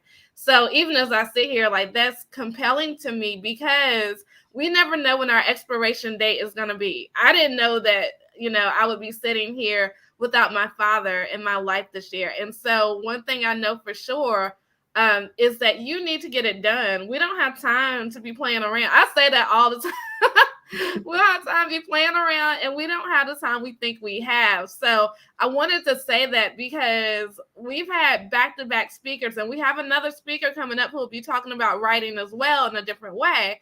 But we've had back-to-back speakers like really put this message of writing down. We had people talking about legacy. We had people talking about, not being stressed. So I believe that God has orchestrated this in a way, using Mary's term, that it really is something that you need to pay attention to. And so I just, as an author, I have my books, people know Click the Cash. I have books here. I had to put this in the pages so that whenever I expire, because we all will, then we'll be able to still have this, and this still will bless people's lives and businesses going forth. And I would hate for you all to miss that opportunity to do that in your own life. And so they said, yes. They said, God is always orchestrating. Yes, he is. We honor God by making our life unending worship. That's what you said. I love that. It's a great quote. I told you Pamela was the historian. Pamela be catching all the details. I love it. Deborah said, beautiful poem, Mary. Yay. I love this. This brings my heart joy to see so many incredible women who have come to the stage and who will come to the stage and just learn, because, I believe in no one being a hidden figure. So as we tuck Mary back inside the green room, definitely put those links in the comments. We appreciate you so much, Miss Mary. Thank you for all you do. Thanks, Stevie. You're welcome. So yes, listen, we were talking about the fact of being no more hidden figures. You all know that I do have a key event that talks about that. I haven't done it in a little while, but anything I do is connected to No More Hidden Figures. When I saw that movie, I really looked at it in the fact that, listen, that was an amazing movie, but why did it take so long for us to know about these women? Me and my mom went to the movie. Shouts out to Trey Stokes. He was my pastor's son. He also played Janelle Monáe's son in the movie. And so we had to go see it. We had to support Trey. But when I saw that, it was definitely like, this is so sad, because it's something that we just needed to not have to go through in life. And so every woman that you've seen on the stage, and any woman that I've ever been connected to, my goal is to not have hidden figures, because we need people to know this amazingness. And I believe that if you don't tell them what you're supposed to tell them, then they'll never know. So again, I want to invite you inside of wealthychristianwomen.com. Again, wealthychristianwomen.com. Go over there. That is our complimentary community. That is where you'll get some more goodies. That is where you'll be able to connect with not only these speakers, we also have about 3,000 other amazing folks inside of that community. Also, we want to make sure that you're going there because we have some pop-up surprises in there.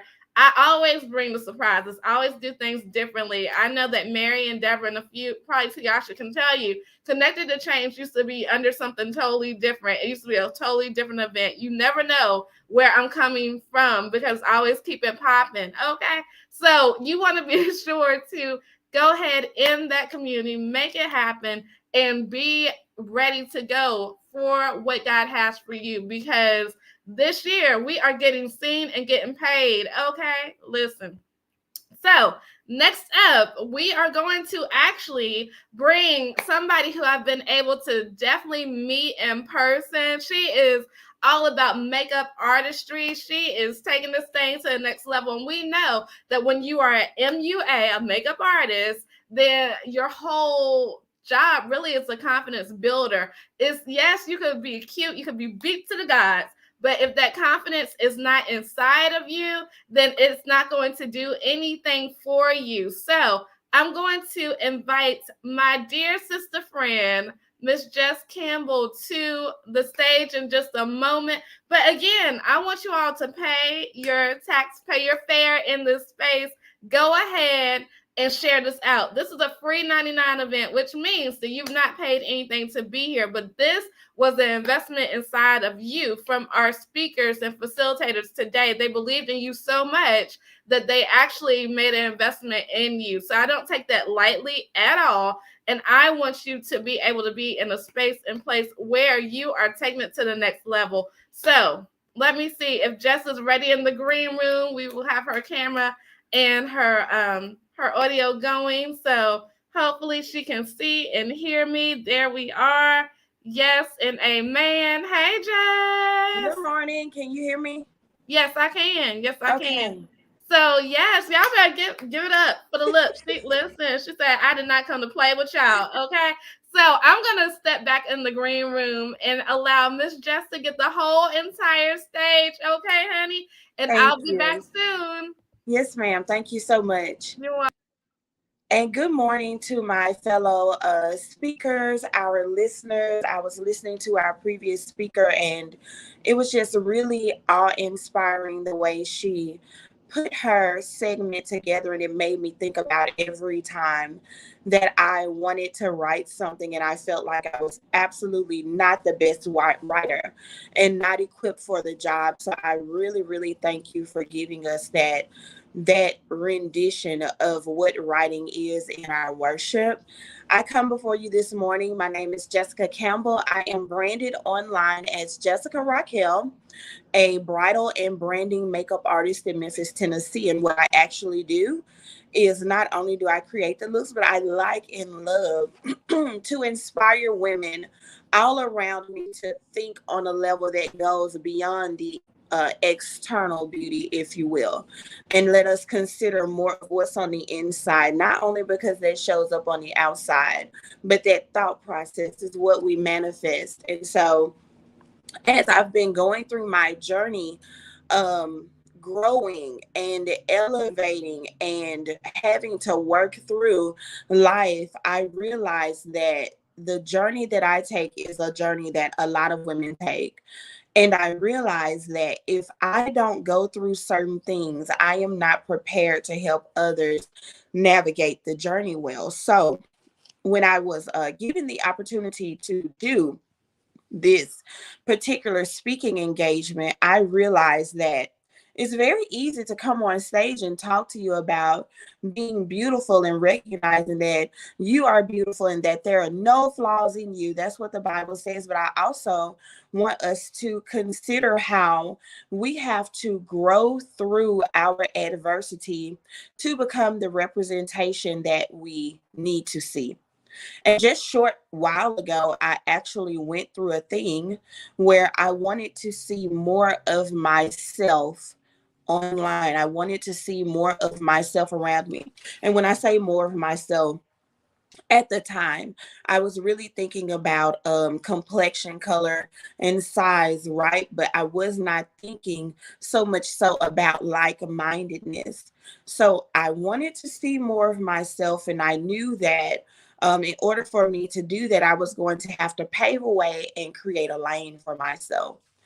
This is the same thing that happens each and every day in life. I want to start with a definition of adversity, which means that it's difficulties, there's struggles, and you're going through things. I've gone through in the 90 days some of the hardest moments of my life. And what God ended up showing me was that in business, we think about 90 days to launch, 90 days to market, 90 days to successfully navigate your audience. But he himself also will give you 90 days to become a very different individual, 90 days to become the next best version of yourself, 90 days to grow into new shoes, because we're in a new season, right? We're in a new season where we're showcasing different parts of ourselves and we're affecting our communities different ways. And some of us are having troubles with navigating that water because of adversities. There's so many things that's going on around us. There's troubles and there's hardships. all over this world, and we look at what we do, and sometimes we kind of minuscule, and we're trying to figure out how are we actually to get in there and make change or make difference, or I can't do anything to make anyone feel better. And so then God launches a plan. He launches his own strategy and says, you need 90 days to get through and become someone else. So then adversity hits. And I found that so interesting. And I looked at it and I said, God, why me? Why me? Why the adversity? But I had to realize that every time someone had to become something in our good Bible, they went through a major challenge to get there. They went through a huge challenge to get there. Paul being one of my favorites, Paul had the Damascus Road journey. He had to be blinded and knocked off his horse by God himself and thrown into a situation where he had to lean on a stranger to give him a word to help the scales fall off of his eyes so that he could see again and become someone new. Now, the Bible doesn't give us a physical timeline, but I like to think myself that that journey was not overnight. It was not an overnight process. And so during that time, as he dealt with the adversity, he felt like he was doing what was best and learned that he was not. And now I've been thrust into an adversity so that I can become the next best version of myself. One more example, Queen Esther, to bring it home for the women. One more example, Queen Esther grew up in a nation that was not the same as the one she became queen of. And even though things looked like Esther had made it, she was there, she's wearing the crown. Esther was then thrust into adversity. Her people are about to be killed all on one day. They scheduled one day to destroy an entire nation of people. And Esther was called to the forefront by her family, thrust into adversity, the adversity of her people and the adversity of what her crown actually means. And she walks into this throne room that you're not supposed to enter unless you're called in. She could have been beheaded for going in, adversity. Could have lost her life for going before the king. She gets in there. He sees her. She talks to him. And then after, let's wrap it around, after all this comes to pass where her people are saved, Esther was given leadership authorities in a time where women were not even allowed to speak for themselves. You probably couldn't look sideways for yourself, let's be honest. The things that she set in motion, herself and her uncle still reign true in the lives of individuals today, not just for us as Bible readers, but for people in the nations of Israel. They still follow the customs that she and her uncle set. Why am I saying that? Because it took the adversity for her to get the courage and to get the strength to do her next best level of work, for her to show up as her next best self. Same thing with Paul, who became Saul. Same thing with me. Same thing with you. We go through adversity so that we can grow. And in growing, the definition is the process of changing physical size. But I want to challenge Webster just a little bit and talk about the process of changing mental size. The process of changing mental size, because we know that we are giants, right? We're giants physically, we're giants mentally, we're giants emotionally, but oftentimes our adversity leaves us feeling so small. So today I want to challenge the way we look at adversity. It's hard to come through. It's hard to come through, don't get me wrong. But as we come through it, if we change our mindset during the process, when we get to the end of the road, or get to the other side of the bridge, then you'll notice that you think differently about everything that you went through. You can now see the strengths in it versus the weaknesses. You can see the strengths in yourself versus the weaknesses. You can see the opportunities that you actually had versus what you thought was an opportunity while you went through the adversity. You can never see clearly in the adversity. You can only trust God to lead you through the adversity. And once you get to the other side, that's when you notice how you have bloomed and how you have transformed, how you have become something other than the last piece of me that stood there, something other than the last woman that walked on stage, for me something other than the previous makeup artist, the very intentional but very basic makeup artist that I wanted to be. I realized that I had to have more of a voice for the audience that I would be walking with. I had to have more of a voice to be able to lead these women, because guess what? The things that we've gone through in adversity calls to other individuals of like-mindedness, and they may not be in the same place right now, but you'll help navigate them through. And I realize that the things that I have gone through, my spirit will call to women for me to serve that needs the wisdom that I have from the adversity that I went through. So that means I have no choice but to grow. Because if I don't grow, what I have is a pity party. What I have is a self-pity party, a woe is me party. What I have is a group of women and men sometimes that are looking for a solution that I can't provide because I did not grow properly during the process. I deformed. So now God has to go back in. Remember when we always talk about, I don't want to repeat the test, or let's not repeat the test. God will go back in. He'll go back in. He'll do surgery on the deformation, or you're going to go back through it. It may not be in that specific window, but you're going to go back through it, because there are people that need you to lead them to their next place, their next best version of themselves, so that they can then do the same thing that you're about to do. And that's become the representation that you need to see, right? Why representation? Representation is speaking or acting on behalf of someone or a state of being represented. Now, when I thought about representation, I thought about, again, because I was in beauty mode, right? And I'm sitting there and I'm saying, I need to be the representation for the curvy girl, and I need to have the power. I need to have the views. I need to have X, Y, and Z. And then I realized that even more than those things, I have to be willing to become an advocate. It's more than just being seen. I have to be willing to advocate, not only in my business, but in my life to heaven. I have to be willing to advocate for women who cannot advocate for themselves in that moment because they haven't found their voice. This is the thing that I've learned about the voice, is that when it comes to your prayers, when it comes to your words, even on people's lives, your voice has a unique sound. The structure of your vocal cords is so uniquely created to heaven that there's no way that God would ever miss what you said, how you said it, when you said it, who you said it to. The tone carries such a heavy weight. So then when you go to advocate for someone, that means that you're willing to step up and be the defense mechanism on that person's behalf. Is that not what we're meant to do every single day, or every single chance that we get, is to be the defense mechanism on behalf of the kingdom with God leading? And so how much more is it that we get to be the defense mechanism on behalf of women and or men who have yet to find their voices in this span of time?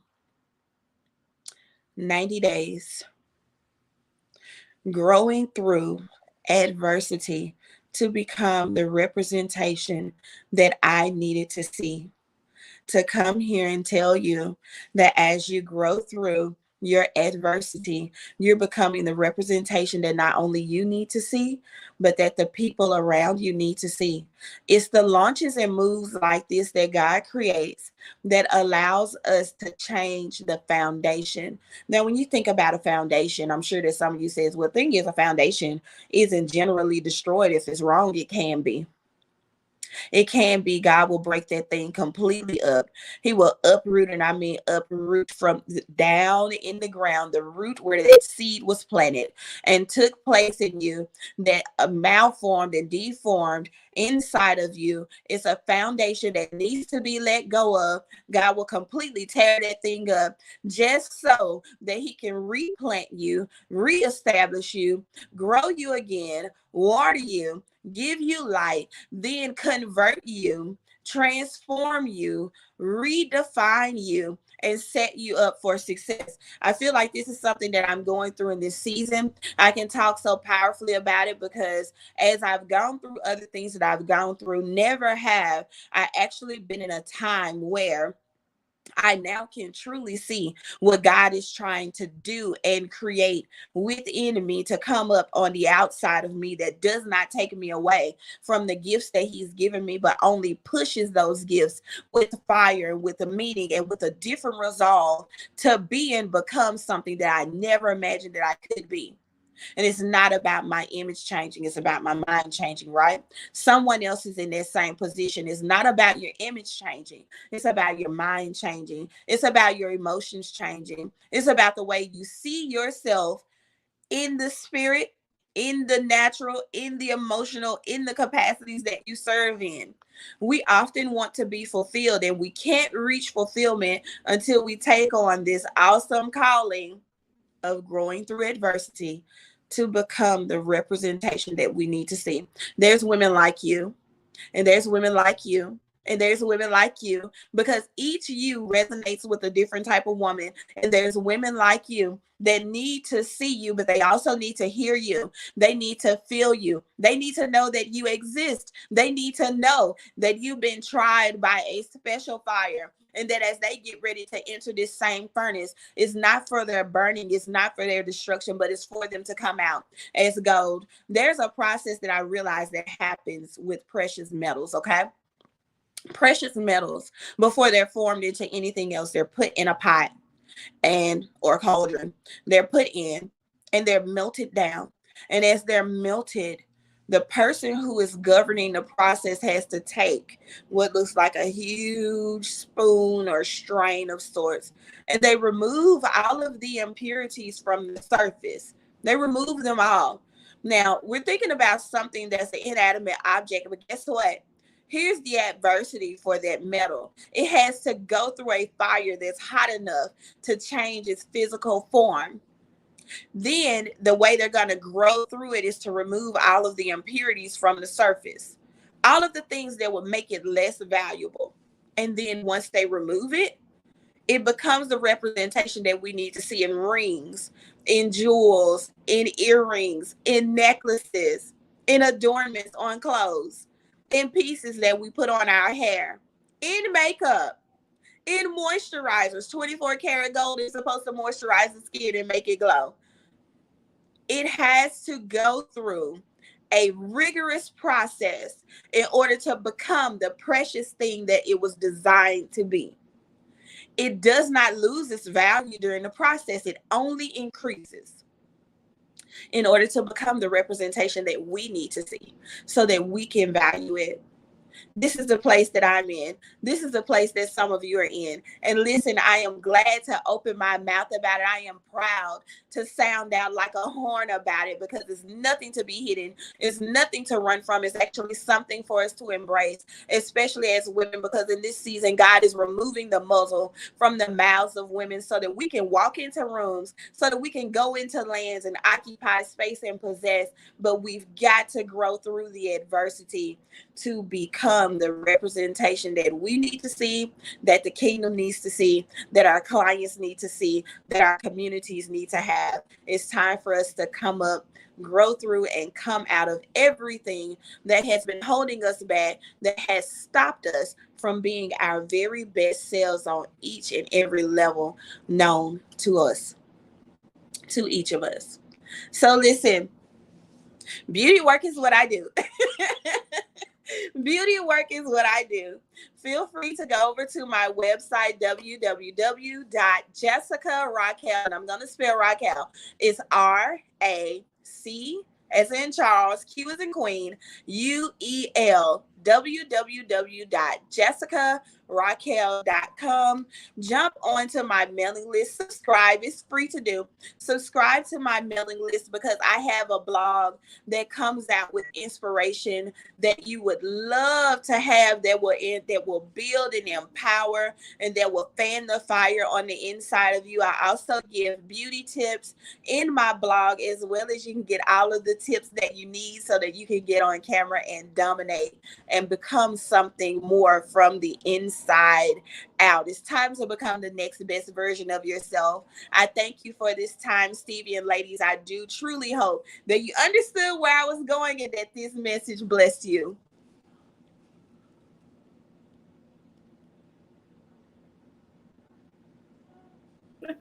Hey, yes, listen, that was amazing. Thank you so much, Jessica. No, Let's thank give it you. up. Yes, you're welcome. Listen, our people in the comments are talking. Pamela said, hello, Jessica. Hi. My mama said, hello, Jessica. Hello. They said 90 days. They said adversity helps us become a better version of ourselves. They put Yes. that as your quote. They said the process of changing mental size. Woo, Yes. that's good. That's Yes. good. Deformity when you don't learn from the process. Yes. Mm. Yes. And Powerful. let's see, advocate and be the defense mechanism by using the unique tone of your voice. Yes, ma'am, Pamela. They say yes. Yes. And let's see. Look, this is coming in, y'all. Mary said, powerful message. Thank Deborah you. said, inside out.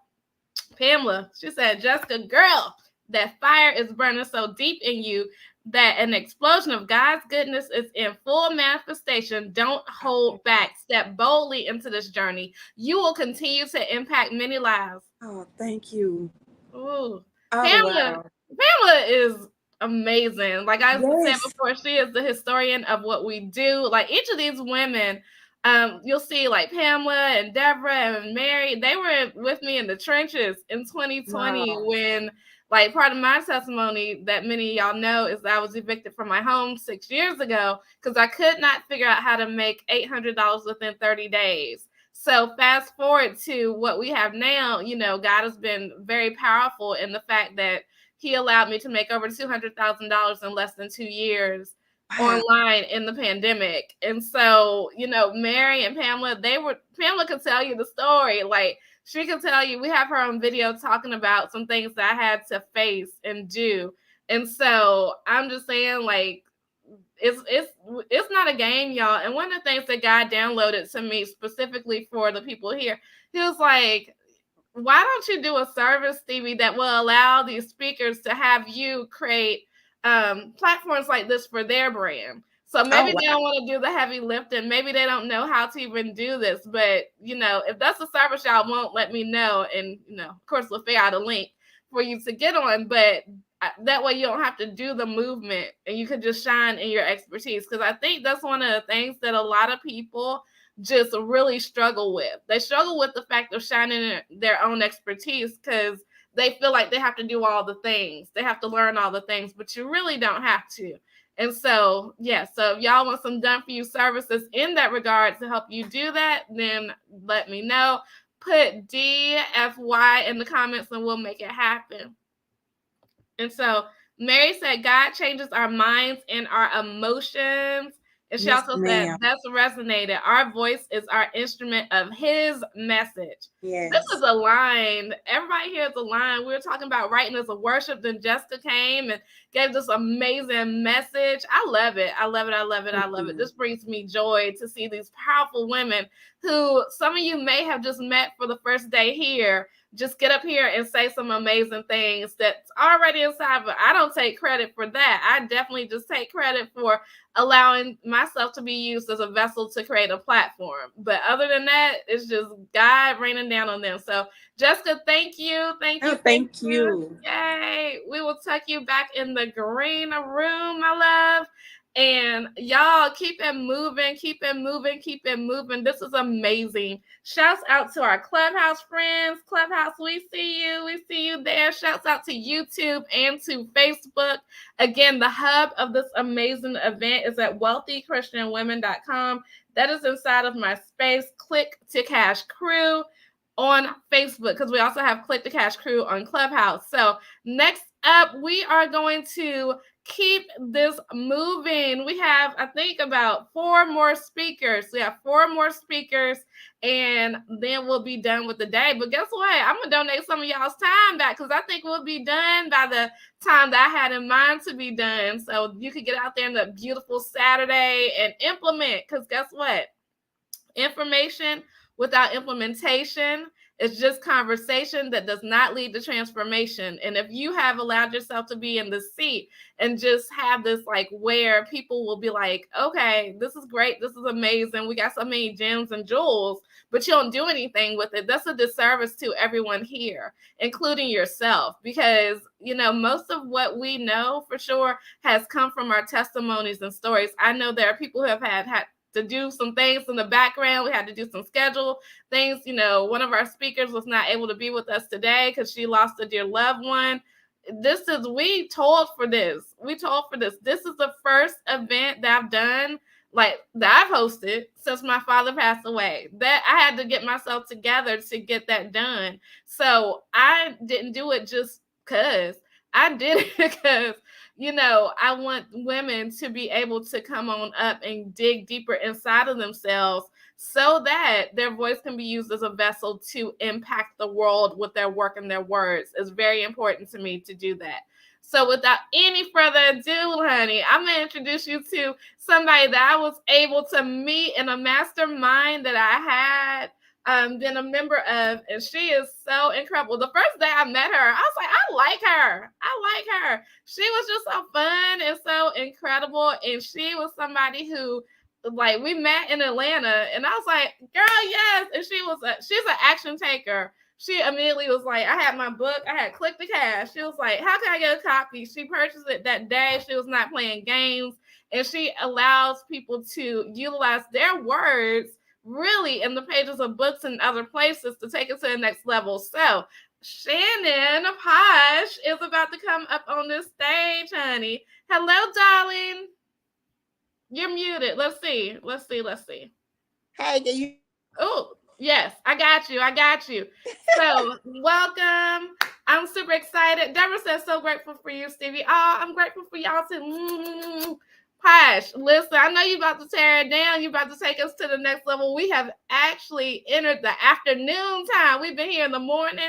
Now we're in the afternoon. So with the afternoon comes some more fire. We're about to have a day party, y'all, because this moment brings the heat. I'm going to tuck myself back inside the green room and give the Connected to Change stage to you. Thank you so much, Stevie. Hey, everybody. Yes, I did meet Stevie in an actual mastermind. And so our spirits connected, high energy, right? Like we just have that high energy, friendliness. And so I just thought she was amazing. So anyway, thank you so much for bringing me on today. So guys, do you know that you have a story to tell? Do you know that you have something within you, an obstacle that you've overcome that you can share with others to help them overcome as well? So I am Shannon Posh Anderson, best-selling author, coach, speaker, executive producer, and I help people go from frustrated to finished in the book writing and publishing process. So yes, I am a book writing coach, but I also am a publisher as well. And so I just want to encourage you. So it just seems like the stage was just perfectly set, right? Like, so we heard Stevie talking about time, right? And I'm going to touch on that.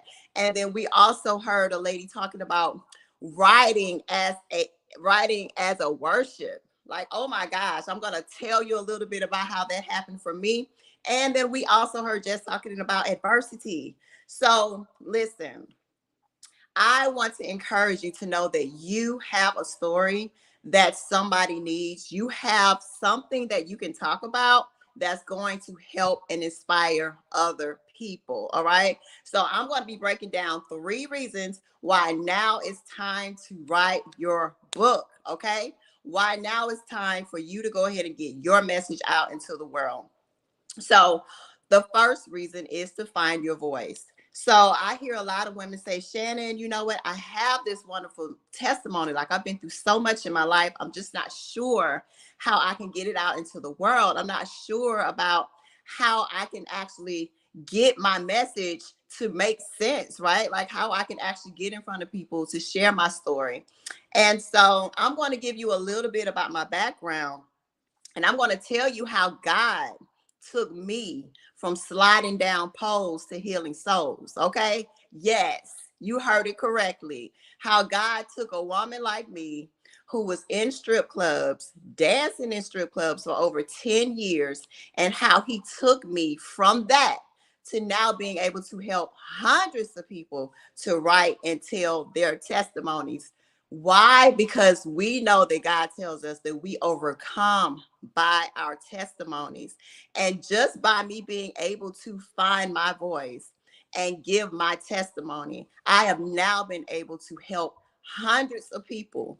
The same testimony that the devil used to try to keep me from telling was the same testimony that helps to set people free all over the world. So I just want to encourage you that when you do share your testimony, the devil is going to try to tell you to keep it to yourself. The devil is going to try to tell you nobody cares. The devil is going to try to tell you that you won't be successful. But honey, I am here to tell you something extremely different. All right. So number one, it helps to find your voice. Two, it creates legacy. Okay, so now that I've written multiple books, I've co-authored multiple books with several of my clients as well. And so now I have a legacy, right? Like even Stevie talked about that. Like when I leave this world, I have something that will be left behind, but in my own words. I tell people all the time, people are going to tell your story anyway. So you might as well write it so they can tell it right. Okay. I wanted people to tell my story the correct way. I wanted my children to hear my story the right way, because as we all know, people can tell your story in a way that is not uplifting to God, right? And they will not give him glory. Okay. And then number three, we know that writing a book grows and expands your business. So I've heard several ladies up here talking about their books because they are smart, right? They understand that a book is a great way to open up many opportunities. It's a great way to get you in front of new audiences and new people. And then it's just a great way to make you newsworthy, right? Like people care. Like when you write a book, people actually care. I can call news stations and radio stations and all of those different types of people, and they want to hear my story and they want to see my book. They want to read it. They want their listeners and their audience to read it as well. So writing a book just gives you so many different opportunities, and it also gives you the influence and authority, right? Because author comes from the word authority, that you need so that you can create more income. All right. So a lot of people don't think about it that way. The more influence and authority that you have in the marketplace increases your income. Okay. So I'm just going to give you a little bit of my backstory. Okay. So in March of 2015, March 24th, 2015 to be exact, I'll never forget the day. I was in a fatal car accident. Okay. So it was just a normal day. I was riding down the street with a friend who was actually my manager. I had been in the music industry for some time, and he was actually managing me. Well, lo and behold, a car pulls out in front of us. He swerves from hitting the car. We go flipping across the expressway, not one time, not two times, not three times, but four times. And I know that we flipped four times because every time I went up in the air, I saw the ground coming towards my face four times. And every time I saw that ground coming towards my face, I prayed to God and I spoke in tongues. Now I'm going to tell y'all what happened. As I started speaking in tongues, okay, my aunt gave me the gift of tongues when I was 11 years old. She baptized me. And as I was in that accident, most people think that your life speeds up as you're facing death. But in fact, everything slows down. You literally have time to gather your senses and you have time to repent. So I started to repent. I started to pray. I started to pray in tongues. As I prayed in tongues, y'all, the car stopped flipping. It landed on all four tires and all of the windows were intact. Can somebody say amen? Okay. Can I get an amen when I say that the angels came and rescued your girl? Okay. So I was disoriented. I had no idea what was going on. My son was in the back seat. He had flipped out of his car, out of his seatbelt. He was 14 years old, flipped out of his seatbelt, was now in the front seat. Had we rolled one more time, my son would have gone through the window. Okay. But my manager was nowhere to be found. Okay. I need for y'all to follow me. So I get out of my car, gather myself, pinch myself to see if I'm even alive. Cars are pulling over from everywhere. People are running from everywhere. I'm in a twilight zone. And I'm asking everyone, where is Sean? His name was Sean. Where is he? Nobody could find him. So after minutes of looking under the truck, looking in the bushes, everywhere, someone finally says, we found him. So I go running, y'all. It's like the Matrix. Everything slows down. I'm like, I'm coming to save you. And as I saw my manager, who had been ejected from the car and thrown several hundreds of feet, I saw him taking his last breaths. And I began to pray over him. And I knew in that moment that God had saved me for a reason.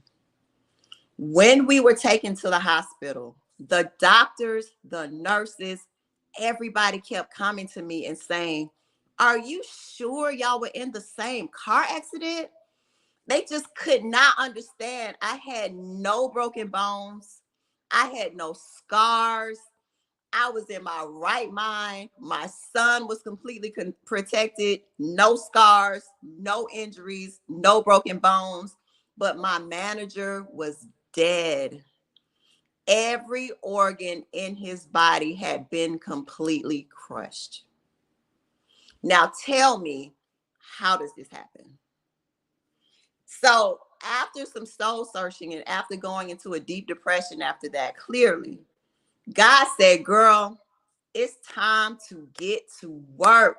So I'm calling on you. It's time to get to work. Some of y'all have been sleeping on your purpose. You've been sleeping on that thing that God has called you to do. You walk around in shame and you walk around in guilt, and you allow the devil to take everything that God put into you to make you who you are today so that you can help others. So God said it's time to write that book. He said tomorrow is not promised. Y'all keep putting it off and putting it off. Don't you see that if you had died today, everything that I had put in you would be gone and lost? So I wrote my book, Stripper to Striver, y'all. Y'all can check it out on Amazon. And from there, everything opened up for me. The same story that I was so ashamed about how I was sexually abused and how I went into the adult entertainment industry at the age of 15, how I stripped for 10 years and did men's magazines, music videos, was a video vixen. Like all of that, all the sin, y'all, was the same story and the same sin that completely changed my life around, helped me to build a multiple six-figure brand, and also helped me to help hundreds of people write and tell their testimonies, to heal their lives, and to come out of shame and guilt. Yes. So I tell you today that your story, your message has a place in this world. I don't care what it is. Somebody needs your story. There are women today who have heard my story who said it was you. And because of you, I'm not ashamed to tell my story. I am a firm believer that we are building the lives today and building the things up in heaven for when we pass away. So when I think about the hundreds of lives that I've touched to be able to help write their stories, and I think about the hundreds of lives that my clients are now helping to write their stories, that automatically gives me impact of thousands of people. And I know that I will impact millions of people by the time that I leave this earth with my story. So here's what you can do. If you know that this is something that you're meant to do, you know that God has called you, you know you have that testimony in you, you know that you have been through some things that can really help some other people, because it's you and your story that can help them. How many strippers are out in the marketplace, y'all? Not many people will admit to that. But don't you know how many strippers I pull from strip clubs? Don't you know how many strippers that I pull from being in that lifestyle to now saying, you know what, if you can do it, I can do it too.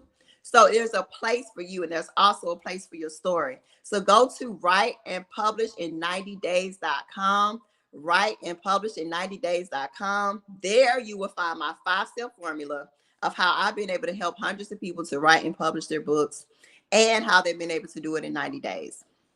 So I thank you guys so much for listening. Y'all, get to work. Your story has a place in this world.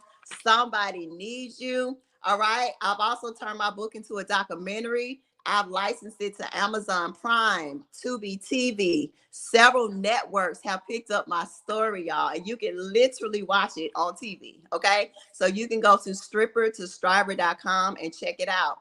So thank you so much, Stevie. Oh my gosh. I just have chills right now, just thinking about the lives that so many women can change with just their story and their testimony. Thank you. Oh my gosh, y'all. Listen, that was amazing. Amazing. Super excited. My mom said hello, Shannon. Pamela says hello. And yes, we're excited. Let's see. We have Jessica over on YouTube saying hello to us. Hello. They said hello, Shannon. Hey. Pam said, yes, ma'am. I have stories to tell. Speak on it. Mm-hmm. Yes, you have a testimony. Speak on it, Shannon. Tell your story in your own way. Amen. Again. And so it slows down out of body experience. Yes. Mm-hmm. Amen. Elaine says, hallelujah. Angel rescue is real. Mm-hmm. Latricia said, this guy at the restaurant who was ear hustling, hello, ear hustler, said, your hair looks good, girl. Thank you. Pamela said, but God. Elaine says, Jesus protects a man. Mm-hmm. And then they said, look at God. Mom said, covered by the blood of Jesus. Let's see. Okay, wait a minute. The comments are coming in fast. Okay, it's time to get to work. Woo! The gift of tongues, Holy Spirit makes intercession. Tree says, I'm telling my story, no more holding back. Yes, amen. Mm-hmm. They said, stripper to striver. Mm-hmm. Tree said, yes, my message has a place in this world. Mom said, thank you, Shannon. You are so welcome.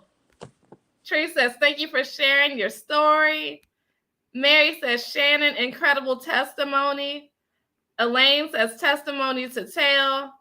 And she says, stripper to striver. She loves it. I love it too. It's awesome. Yes. So I am super excited that you are here, Shannon. Thank you for everything that you do. It's such a powerful story. You guys go and like, I want you to drop your link in the Facebook as well, so that people can see that and they can have it easily to click on and everything. So I'm going to tuck you back in the green room. Thank you so much for just being here. We appreciate you. All right. We are keeping this thing rolling. Listen. We are definitely in a space and place that we are taking it to the next level. Y'all, we have heard from some incredible people today. I told y'all, listen, I don't deal with no slack people. Someone was saying something about somebody I introduced them to. I said, all my people are dope. I don't know anything else but dope people. And so one of the people that you're about to hear from next, we're about to take this up. Y'all definitely share this out, because you never know whose life this may change. My company is called Living the Life I Love, LLC, and it's called that because part of the mission that God gave me when he told me to name it that is about eradicating suicide. So if you live the life you love and you make the money you want to make, and you're getting visible, it's easier for you to not say yes to suicide, right?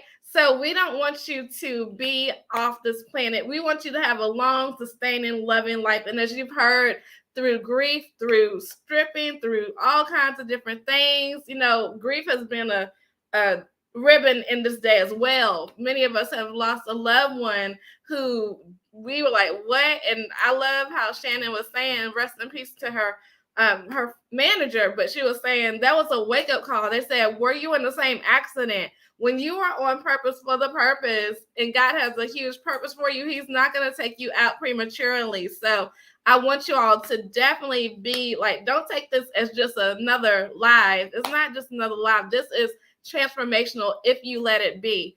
And so I met this young lady on Clubhouse. One of the first things she said to me, because she knows, listen, I tell everybody everywhere I go, is that I'm a super Aggie.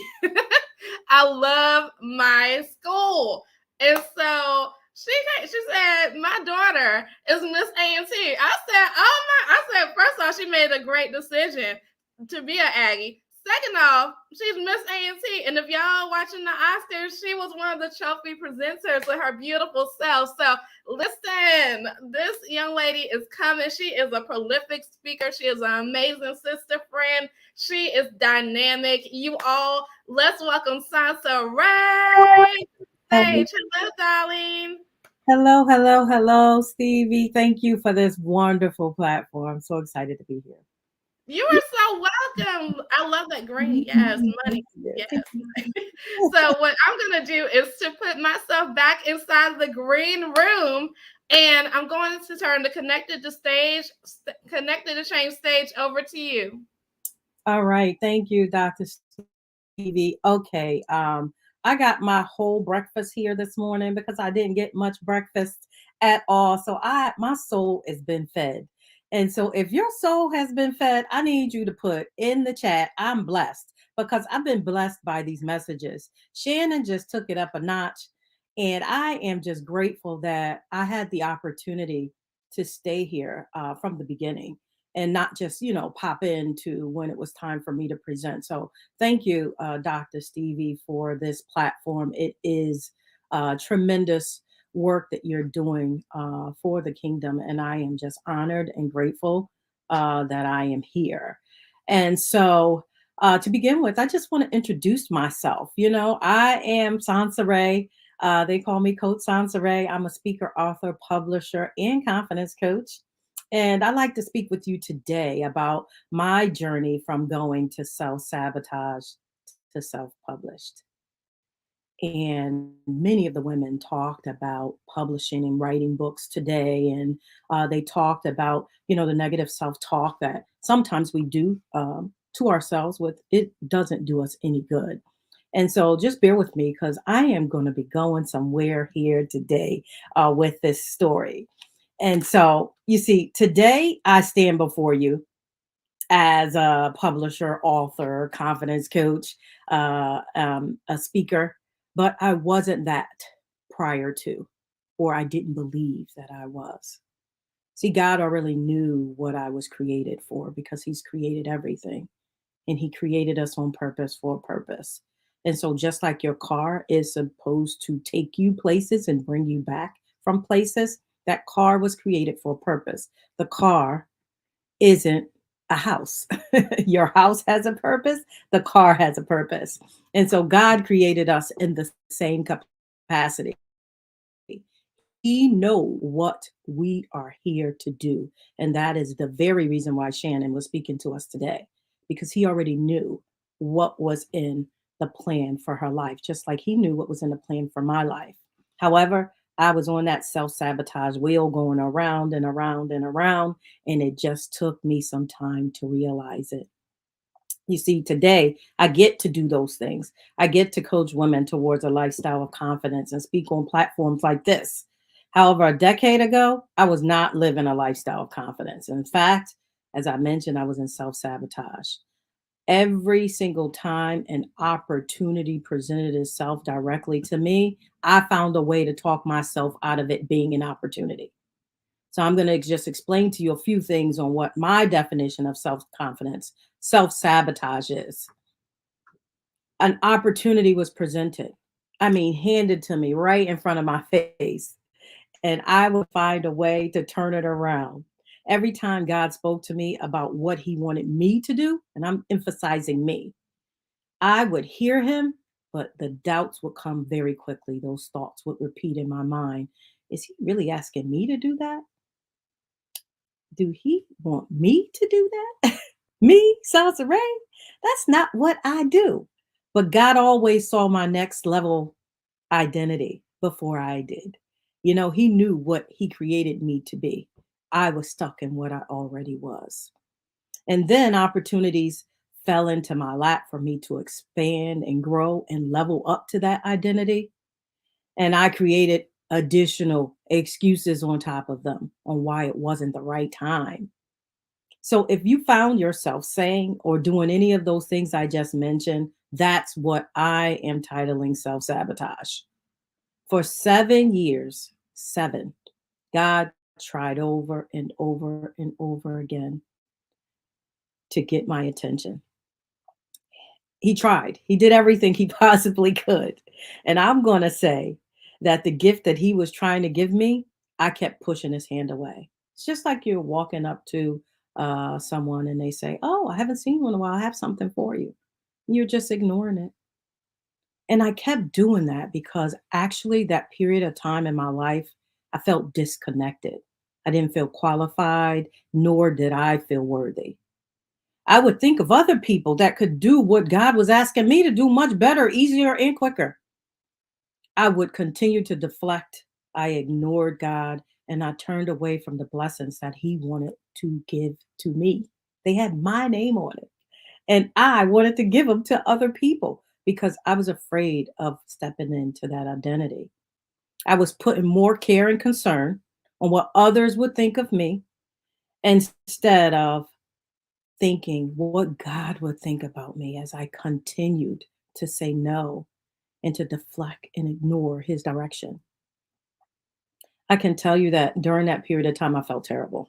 I was uncomfortable. My spirit was not being fed because I was pretending that I was always doing the right thing by keeping everyone around me comfortable because they already knew my identity. I didn't want to upset the apple cart. Here I was. I am Sansa Ray. You know, I went to school for the math and sciences. I'm in the STEM profession. You know, I speak math and computer science and engineering. That's my thing. And God's tapping me on the shoulder to do something outside of that. I was like, wait, what? That's not the person that I am. But God was like, that's the person I need you to be. And so what I did was I made a decision that I was going to stop being uncomfortable and unhappy, but it wasn't on my own doing because God never gives up on his children. He never gave up on me. He'll never give up on you. He came back and again and again and again to remind me, hey, child, I have a gift for you. Hey, child, I have a gift for you. And I eventually, because I was in the middle of grieving multiple losses in my life, I was finally ready to say, yes, Lord, I hear you. I'm ready to do whatever you want me to do. You see, in 2012, I got a call that my college roommate had a massive stroke. She was my childhood friend. We went to high school together. We decided to go to college together. We graduated together. Then she stayed in the state of Delaware and I moved to New Jersey. We both got married to our college sweethearts. We both had 4 children, 3 sons and a daughter. We had so many similarities. She was one of my good friends. Her husband called me in a panic and said she just fell out one morning and had a massive stroke and he didn't think she was going to make it. That was very tough. She passed away the very same day. The next day, I got a call that my uncle had a massive heart attack and he passed away. A couple weeks later, I got a call that my childhood cousin, my cousin who I grew up in childhood with, he was like my brother. I'm an only child and he's the only child. He also had a massive stroke and was brain dead. So 3 losses in a matter of a month. And so while I was in the midst of that, My spirit was extremely low. I was very quiet. I was very quiet in communion with God. And God spoke to me because I was still enough to hear his voice. I wasn't creating ruckus and chaos and things to do to avoid sitting in that time with God. I actually sat there and I heard his voice. I heard him because I was praying, oh, heavily for my sanity. And I wanted to be strong so much in that moment. 3 losses. I'm like, how am I going to stand God through this? Help me to understand what it is that you want me to do next. And what he said was, I need you to get up and I need you to trust me. I've heard you. And what I need you to do now is start a daily prayer conference so that you can speak to me regularly on a regular basis. And I'm thinking, is this guy talking? Is somebody in this room? Is this really him? Is he saying that to me? I'm looking around like I'm hearing things, and the voice said it again. And so I realized at that moment I was being called. And so this is significant. Called. I was being called. I was being called by my name. And what do you do when somebody calls you by your name? You answer.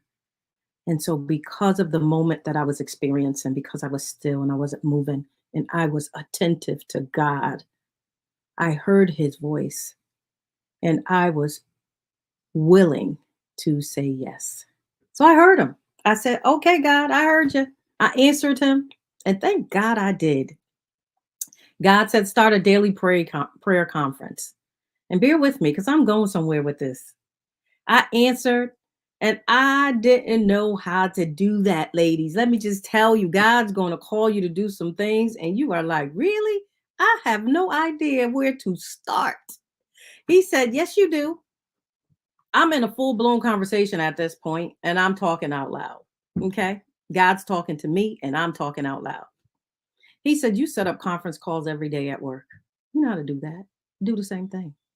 So I quickly realized that actually I do know how to set up a conference call. The thing I didn't know what to do was I didn't have the instructions on what's next. And so it wasn't the actual setting up the call. It was I, in my type A personality that I have, realized that I didn't know what was going to come after that. So then I kept talking to God. He kept on giving me the instructions. And he said, start a conference and pray every day with other women at 6 a.m. And I was like, who, me? He said, yeah, girl, I need you to do that. I said, at 6 a.m. He said, yeah. I'm like, how about 7? He's like, no. I'm like, how about 5 days a week, every day? At least I get up and go to work. I can do it at 6. He's like, nope. 7 days a week, 6 o'clock in the morning. And then I said, I am not even sure who's going to be there besides me and my mother, because that's pretty early. And I am a little embarrassed to even ask people to join to do anything at 6 o'clock in the morning.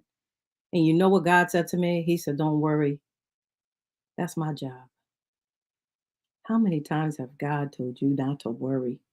He's asking you to do a thing, not things. When God taps you, he's asking you to do a thing. And so I did that thing. And so I moved forward. I was shaking in my boots because I never prayed out loud to anyone. And most of the time in my prayers at night, I would fall asleep in the middle of them. And that is to be honest. I really just didn't feel worthy of doing this task. I felt as though I already needed to be that person. And God was like, you are that person. So I was taking thoughts of lack, not being enough, not having enough experiences. And God was saying, no, my child, just do what I've asked you to do, and I will take care of the rest. So I quickly realized that God had a serious plan for me, and I was not going to change his mind. And so I immediately called my mother right after that conversation. Uh-oh, hold on a sec. I got to get my charger. It says I am getting ready to die. Uh-oh. Bear with me. Don't want it to die. Didn't know it wasn't plugged in. And so I called my mom's because she's my rock. And I told her what happened. And she was like, if God spoke to you, you must obey him. And that's exactly what I did. I went and I got a conference call. I shared it with my mother, one cousin, and a friend at work. It was my first call in September 2022. My voice was shaking. The call was all of 3 minutes because I was terrified. I was praying out loud in front of others, showing my vulnerabilities, being transparent in front of people I didn't know, and stepping into my next level identity without even knowing it. And so 10 years later, we are in 2022. I'm still running that daily praise conference today with a bunch of women from across the country who's been there since the first month. It is the 10th year anniversary of that prayer conference. I did this year to change the prayer conference to a praise conference because after you go to God so many times asking for the same prayer over and over and over again, it's time to move from praying to praise. And it's time for us to thank God for all of the things that He has given us. And so I'm so very grateful that I was obedient to God and was able to move there. And so you're saying, how does this happen to work with you going from self-sabotage to self-publish? Stay with me. I still got a little bit more to the story. Because it was an evolution. It was the building of my kingdom confidence that got me to publish the book. And so once God entrusted me with a little, He gave me more. It's just like the parable in the Bible of the 3 servants. What are you going to do with your bag of gold? Sansaray says, I'm entrusting this with you. I have other things for you.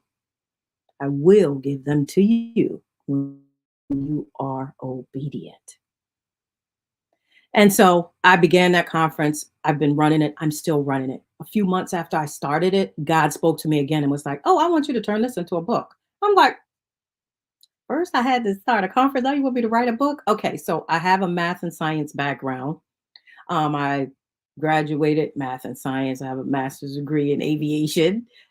You want me to write? I'm not a writer. So I'm thinking in my head again, yeah, God's asking me to do something that I'm not equipped to do. He hasn't given me the tools to do this work. He keeps tapping me to do stuff I don't know how to do. And so I went around that self-sabotage bin again for 7 years. 7 years, I was telling myself all kinds of things. You're not qualified to do this. If you write a book, what is your family going to think? What is your husband going to think? This is not what everybody signed up for. I put all of the blame on everybody else except for little old me not being obedient to God. When I knew that God had already told me to do something and I did it, and now He's telling me something to do again because I was obedient to what He had given me, that bag of gold. And so here He is again, giving me another bag of gold. And I buried that gold. And let me tell you, I didn't tell a soul I was writing a book. And then when I did start having conversations with my husband, somehow it would turn into an argument. And I was like, see, I know I'm not supposed to do this, God. Look at all this opposition. I don't have time. I have 4 kids. I don't have help in the morning. When am I going to write? I'm already up with this prayer conference. Now I have to add writing to it. I had to take these kids from pillar to post to all these assignments. I got to work. I got a job. I got employees. Like, for real, God, like, are you sure this is me? I have to write this book. He was like, yep. So I started writing the book little bits at a time, but it took me 7 years. And so I stand here before you today because my delay is your blessing. You do not have to take 7 years to do anything that God has asked you to do, because the minute He's asked you to do it, He already knows what the outcome is. He already knows the gifts that you're going to get. He already knows the people that you're going to help. He's only asking me to do it because I'm attached to somebody else's blessing. Come on, y'all. Did y'all hear that? I just got goosebumps. If I am not obedient to what God asks me to do, I am holding up the blessing for someone else. Somebody was waiting for the book. Somebody was waiting for that prayer conference. Somebody's blessing was attached to my assignment. It was my assignment. If it wasn't for me, He wouldn't have given it to me. God knows all of us. He knows the number of hairs on our head. And so during that time, I recognized I was in self-sabotage mode, and I started to take out the good book. I started focusing on some scriptures. The book of Psalm, chapter 139, verse number 14. I'm fearfully and wonderfully made. Philippians chapter 4, verse number 13. I can do all things through Christ that strengthened me. Even though I didn't feel like it, I stood on God's word because I know. I grew up in the church. I know what the word can do to you. It is fuel to your soul. So even though I didn't feel it, I was still pumping it in me and pumping it in me. And so eventually in 2019, I completed the first book. And right after that, I pumped out the next one in another month. And then right after that, I pumped out another one. And so God knew all those things were in me. I wanted to write a devotional book and I wanted to be 365 days. And I was so stressed. How can I get 365 done with 4 children in the house? Working a full-time job, running a business on the side, doing all these things. I just didn't see that I had the time or capacity or the knowledge. God saw it all. And so, guess what? I was obedient with that bag of gold. I produced. He gave me a little and I turned it into a lot. And then what did he do? He came back and he said, now I'm going to give you more responsibilities. Let's celebrate together. And you know what he did? He tapped me on the shoulder again. Got those books published. I began helping others publish their books and sharing my story. And then in the midst of the pandemic, he said, hey, young lady, I'm here again. I want you to start a women's conference during the pandemic to help uplift, empower, educate women and stay confident in this season because it's important to do it now. That was March of 2020. I didn't know we were still going to be in a pandemic. I had no idea why he was asking me to do it. But at this point, I had learned my lesson, ladies. I know I was fearfully, wonderfully made. I can do all things through Christ that strengthened me. I built my kingdom confidence. It's in me. I'm standing firm on it every day. I don't care what God asked me to do. If he says, like now, Sansa, I need you to go be a pilot, I'm going to pilot school because it's a reason why he tapped me on my shoulder. And so in the midst of the pandemic, he asked me to start a women's conference. I did not give him any slack. I said, okay, yeah. I was transformed by the renewing of my mind, ladies. I did it. And so I said, okay.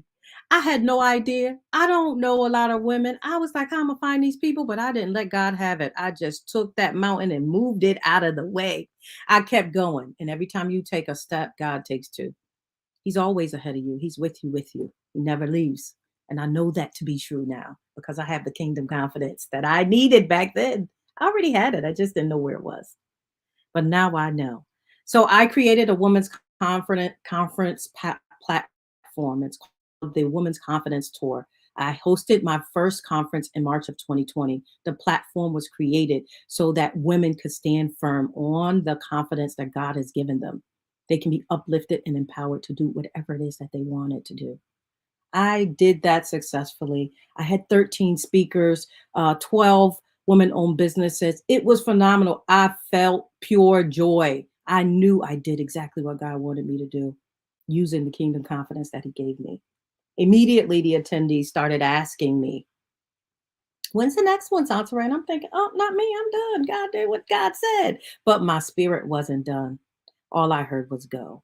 And so from March of 2020 to this year, I hosted 8 women's confidence tours. 8. When I say 8, over 100 women have spoke at those conferences. So many have been empowered, educated, and uplifted. And I am so proud that I get to do this. So excited. The conference was phenomenal. Every last one of them. Women blew it out of the water. For example, my mother attended the conferences, and as a result, she always wanted to learn how to play the piano. But because she saw something in another woman at that conference, she ordered a keyboard, she ordered the books, and started teaching her own self. My mother. Women, another woman that I work with that I know, she said, you know what? As a result of your conferences, Sansa Ray, I have put my self-care practices at the top of my list. And so know that when God taps you on the shoulder, when he asks you to do something, it is for a plan and a purpose, and it's not just for you. You are the vehicle. You are attached to somebody else's blessing because others are attached to your blessing. And I have been blessed tremendously by meeting so many people like Dr. Stevie, so many people on Clubhouse. So many people have poured into me. They've given me referrals for conferences, people I never even met. So know that the bag of gold that you have, if you are burying it, that is not what God wants you to do. Go out, sisters, and multiply. Multiply. Use this platform to network and meet people so that you can do your due diligence with what God has given you. And so, as I stand here before you today as an author, publisher, speaker, and confidence coach, I wasn't always that way. I built the kingdom confidence that's needed. And so I want to leave you with that message. And I want to leave you with 5 steps to becoming more confident, because my delay of 7 years to go from self-sabotage to self-publish should never happen to any of you. So where you are in self-sabotage to where you're going, wherever God has planned for you, the first thing I want to tell you is just pause. Because in the silence, in the pause is where God gets the opportunity to get your attention. And then you'll know when to start praying. Number 2 is to pray. And after you pray, and you know that you've prayed, and you know that God's heard you, you know he's going to answer, wait for it. So you have to pause again. So we got number 1 is pause. Number 2 is pray. Number 3 is pause again. And after you hear from God, number 4 is to prepare. Prepare for that blessing. And that may look different for you and look different for me. And after you prepare, it's time to prosper, ladies. God doesn't give you anything without a gift in mind. He has you on his mind. And so for attending this session with me today, I'd like to give you a gift. I have the God up in me. Yes, I do. I got the kingdom confidence.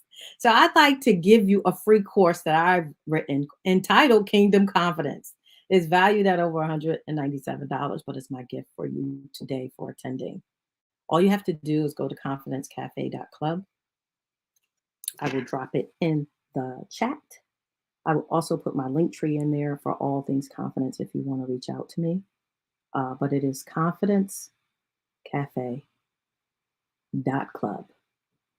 And when you go there, you'll be able to subscribe, and then you will get an email with this free course. It is phenomenal. It will help you build your kingdom confidence. It's me moderating in the background. And so before I leave, I just want to leave you with these 2 scriptures. The Lord has told us over and over and over again. In the book of Psalm chapter 132, verse number 15, I will bless her with abundant provisions. I get up every morning, I have it posted on my wall, and I repeat that every day, because every day I'm expecting provisions from God. And that's just not monetary. I'm talking about divine relationships. I'm talking about abundant opportunities, expanding my territory, those provisions. Every day, God will bless you with abundant provisions. Expect the abundant provisions. And in the book of Matthew, chapter 6, verse number 7, keep on asking and you will receive what you ask for. Keep seeking and you will find. Keep knocking and that door will open. Those are the 2 scriptures I need you guys to meditate on for the rest of this day, for the rest of the weekend, and watch God go to work in your life. Remember, it doesn't take 7 years for God to do anything. He has sometimes twins, my coach says, entitled Suddenly and Immediately. And suddenly can show up in your life and immediately can show up in your life at any time. And that's why I'm here today. I'm your confidence coach, Sansa Ray, and I went from self-sabotage to self-published, and you can too. That is it for me today. I look forward to speaking with you all. It's been fantastic. Thank you, Dr. Stevie, for allowing me to speak on this platform. You're so very welcome. Yay. Yay, yay, yay. Thank you, Coach Sansaray. Listen, my mom said hello, Sansaray. We have people saying I'm blessed. I'm blessed. Yes, better than blessed. Yes, I'm blessed. They said hello, sis. They said self-sabotage is real. It's a time of being your own worst enemy, delaying your destiny. Yes, Pamela, thank you for being the super scribe today. We got to shout you out because your fingers are typing, girl. Your fingers. Yes, thankful for God's grace. Mary says, yes, moving from prayer to praise. Amen. Kingdom confidence. Yes, Coach Sansaray is the greatest coach. I definitely love when she speaks. Amen. I am humbled because we often think God doesn't our schedule. I'm not sure what that means, but she said I'm humbled because we often think God doesn't our schedule. There's a word with missing, but listen, God knows. God knows. Listen, attached to the assignment for others to be blessed. That's good. Yep, not by feeling, by faith. All right. Let's see. Faithful over a little, ruler over much. Tree says, yes, if God say go, go. That's right. I love this. And she says, pause. Yes. All right. Look, Mary says, yes, he speaks to us in the silence. Mom says, pause, pray, pause again, prepare, prosper. Yes, for the steps. Thank you. Y'all some great scribes out here in the world. I appreciate y'all. Karen Mills and Tree and Mary and Deborah and all the hands are going. All of y'all. Keep asking. Expect abundant provisions. Thank you. Thank you. Yes, so thank you, Coach Sansaray. We appreciate you so much. That was amazing. You left us, and I love that you all are giving us tangible gifts here. It says God loves us, and He has us in the palm of our hand. Yes, tangible gifts and tangible steps to implement, because I believe in implementation. I want people to have action items. So, yes and amen. Then we have some speakers down there in our private chat. They're telling some great things. So speakers, definitely check that out because they're giving y'all love over there too. So I'm going to put you back in the green room. Thank you so much. Yes. All right, you guys. We are down to our 2 final speakers. Super excited. Again, I would love you all to go to workwithstevie.com. Workwithstevie.com because I'm excited about helping more of you get seen and get paid online. That is the unique gift that God has positioned inside of me. So whether you are on Clubhouse, whether you're on Facebook, or whether you're on YouTube, or whether you hear this replay, because we will keep this up because I know there's some great notes that you may have missed, go to workwithstevie.com. Also, I do want to let you know that you need to go to wealthychristianwomen.com. wealthychristianwomen.com. Why? Because it is our hub. It is our community. It is our 24/7, 365 place where women are connecting. And we have some surprises. There's some other things happening today just for you.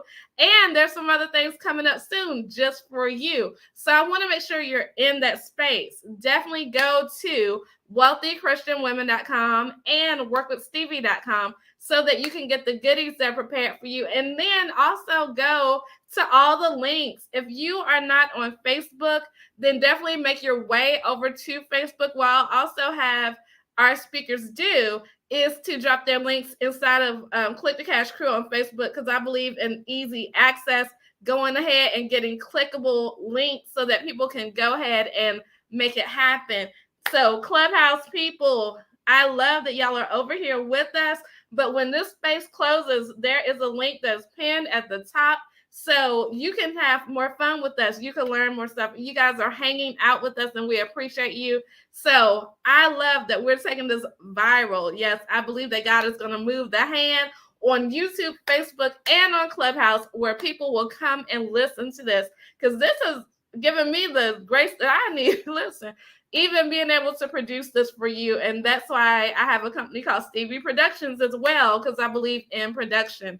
And so speaking of production, Tree says she didn't see Sansaray's link. I'm not sure if Sansaray posted on my page or on in the group, But either way, that's why, see, the Lord told me to say that. I didn't even see Tree's comment. But that's why we're posting all the links in Click the Cash Crew on Facebook. So we won't have any link trouble. So make sure that you're posting in their speakers so that everyone can get that in our hub. Okay? Okay. So we're gonna make sure you got that. So next up is you got it, Tree. Now you know how we do. That's been my friend. Listen, fun fact about Tree is that she and I went to church together for lots and lots of years.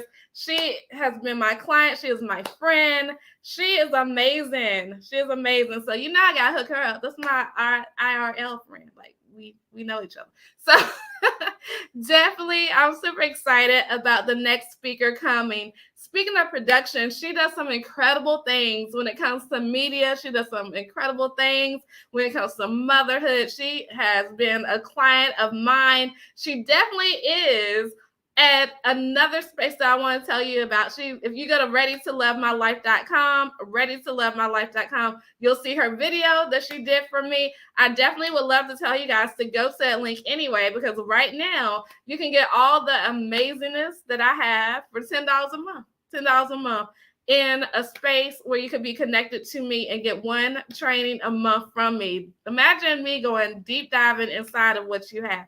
So readytolovemylife.com, and you could go ahead and get that, because it's about everything on July 1 is about to increase. So that's $10 today, honey, but it's not going to be $10 on July 1st. Okay.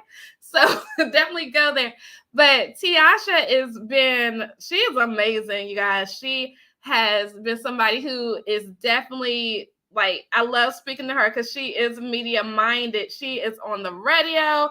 She has done TV. She has done some incredible things. And she has truly taken her SEO to get you in the know. She knows how to do that for you. So Tiasha is going to be coming to the stage as soon as I see her camera and her and see that she's ready. We're going to bring her to the stage. But yes, I just want to shout out all of the speakers today. I want to shout out each and every one of our speakers today.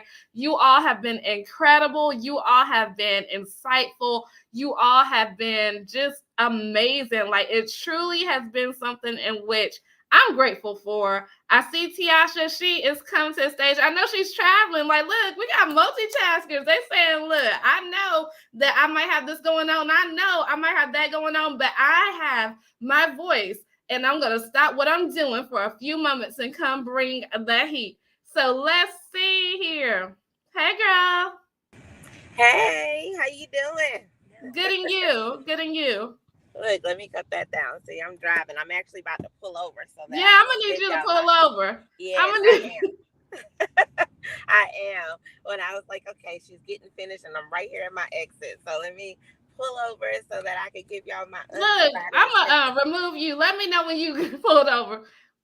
Look, we ain't going to listen, because my mom is watching, and she, I would have to explain that to her. So I'm going to be an obedient daughter and have her pull over, but we're going to get this done, you all. Yes, safety first, safety first.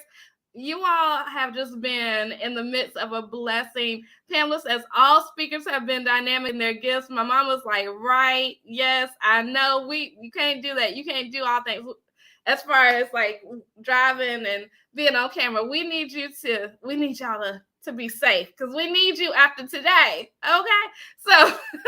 So give me a message in the private chat when you all good to go. And so you good to go? Okay, love. Okay, here we go. Now we safe. We safe. Yes, we are safe. So you all, Tiasha has been amazing, and I'm super excited that you are here. I know that you have a whole lot to share. So I'm going to put myself back in the green room. I'm going to say hello, Tiasha, and I will be back. Hey, Mama Karen, how are you? Listen, ladies and gentlemen, if there's gentlemen watching. But listen, I am so excited to be here today. I am traveling. I'm actually headed in Stevie's direction. I'm headed up that way. and I just wanted to be a part of this. I didn't realize I was going to be traveling when I said yes to this, but guess what? There's no stopping it. You don't stop. Once you get that momentum going, you keep it going. And my topic of discussion today is to wake up and step into your power. Let me tell you something. It is one of the things about stepping into your power is so hard to do sometimes when we get in our own way and we're in our own mindset, right? So we got to get out our own way. But let's backtrack a little bit because I was a little discombobulated. Now my baby wants to be in and get her little debut moment. She's in the back. Um, but I am Tiasha Janae, your total package coach with TBLV Management Group, where we teach people the truth about what we were taught to believe about building legacies and living victoriously, right? And so my whole focus is to help you find that total package you. What is it? What gift is it that God has in store for you? What is it that you're supposed to do in this world? And it's time to unlock that. It's time to unwrap your gift, right? And so part of unwrapping your gift is what a lot of people's been talking about this whole time. And I'm just like so antsy and so excited. I can't comment because I'm driving, like Stevie said, safety first, right? And so I'm sitting here and I'm like, oh my goodness, they are saying some good stuff here. They are really right on track. And when I tell you when God is in something, you know it because everybody is in alignment, right? And so today again, wake up and step into your power. What is your power? What is your superpower? I want y'all to take a moment and just drop that in the comments below. Tell me what your superpower is. I would love to know, right? And so, and then Stevie, if you see it pop up, just kind of throw it up here on the screen for me because I can't go back and forth. But knowing your superpower, what is it that God has put on the inside of you, right? Your power is your God-given confidence. That's why I love when she said the kingdom confidence, your God-given confidence. Guess what? You can't be who you are. My superpower is confidence. Look at that. You can't be who you are without the Father. He is the one who created you. He lives on the inside of you. And he said, for he knows the plans he has for you. So guess what? We are to prosper. We are to live in abundance and dominion. But in order to get there, we have to know that we are confident in who we are and whose we are. We have a plan, right? We write it down. The Bible says to write the vision and make it plain upon tables that he who read may run it. However, do we really write things down all the time? Because we're in a world now where it's not microwave. It's microwave mentality. We want things right then and there. We don't want to work for it. Oh man, that takes too much time. Excuse me, to get things done. And we're like, oh my goodness, I just want it now. But my superpower is divinely designing words. I know. I love that, Mary. Thank you for your comment. I love that. That's one of my business partner guys. I love her to life. Okay. But what we do is we have to tap in to what God is asking us to do and what he's asking us to be. That's what that vision is. We got to write it down. Write the vision and make it plain. We got to know what it is that we want to accomplish, what God has told us in our dreams. That's how he speaks to us. And I did want to mention, one of my mentors, his name is Trevor Otts, right? And he says you got to see it with your mind, see it in your mind before you can see it with your eyes, or you're never going to see it. I'm going to repeat that again because sometimes they kind of go over your head. You be like, what? You got to do what, right? Dressing people in confidence. Hey, come dress me, baby, because I need dressing, right? So that's not my superpower. But you got to see it here, dream it, right? Before you see it here in reality, in the flesh, or you never gonna see it. If you don't dream, we talk about dreaming big. We gotta dream big. We gotta know what we know, When God tells us stuff, he gives it to us in bits and pieces.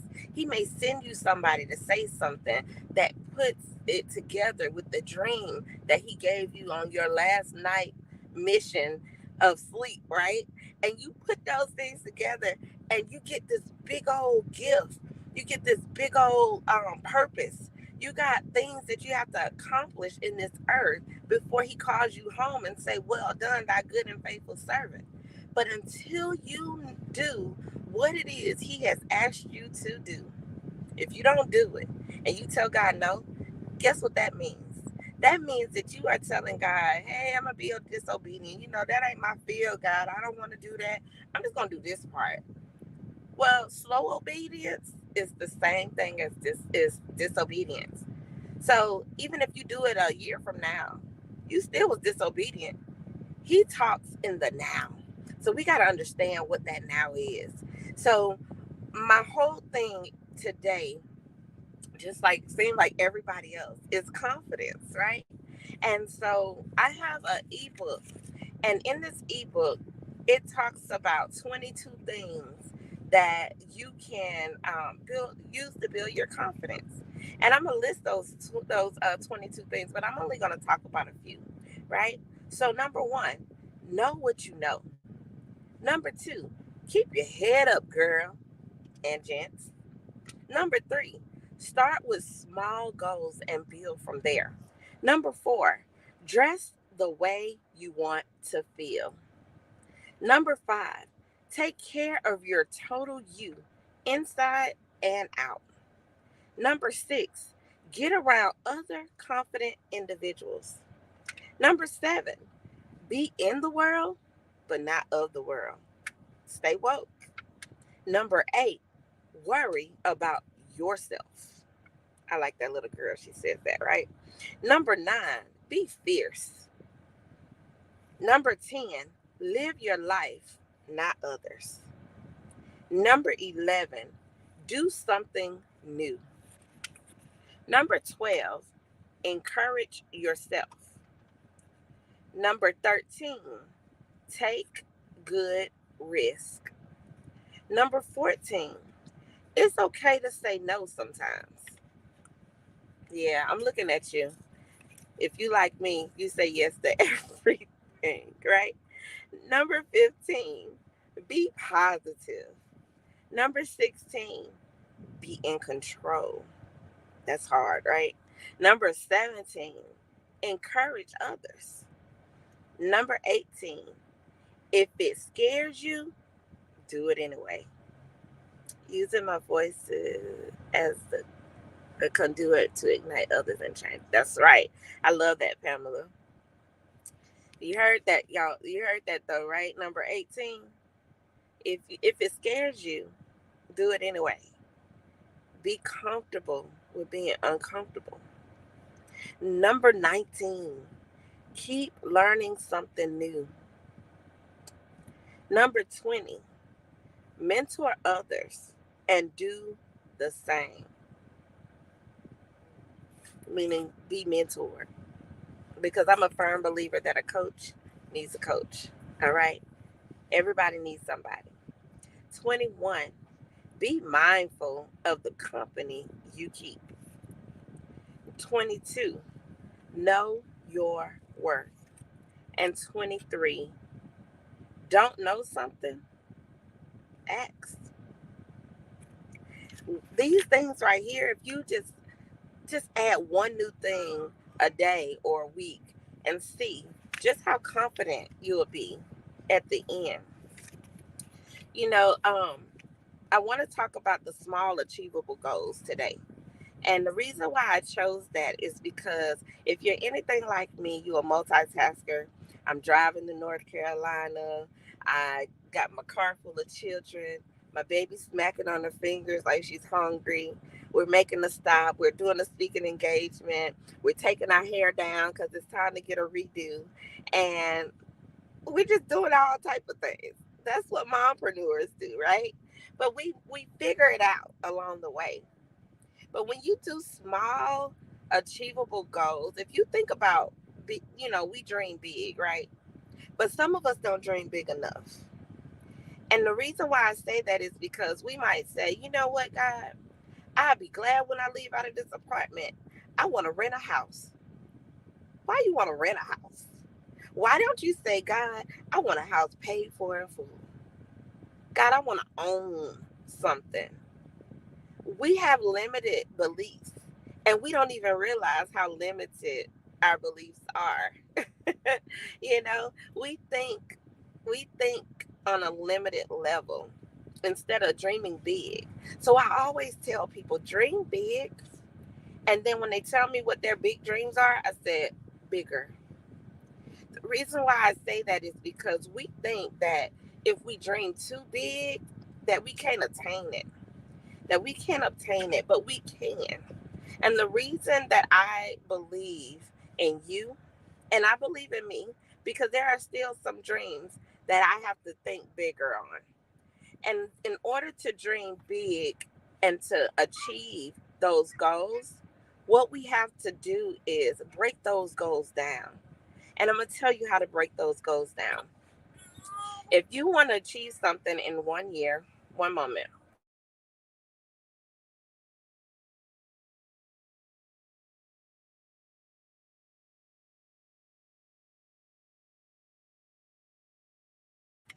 Okay, I'm sorry. Baby is crying, so I have to put one of the other children on duty, right? So that's how we do. But what we do is we want to break that thing down, because somebody once told me that how do you eat an elephant? You eat it one bite at a time, right? So you're not gonna say, "Hey, I'm gonna be a millionaire overnight." No, that's not how that works. You got to work hard. You got to play harder, because if you don't play, then you're gonna have some frustrations and everything in your life. You need to release those things.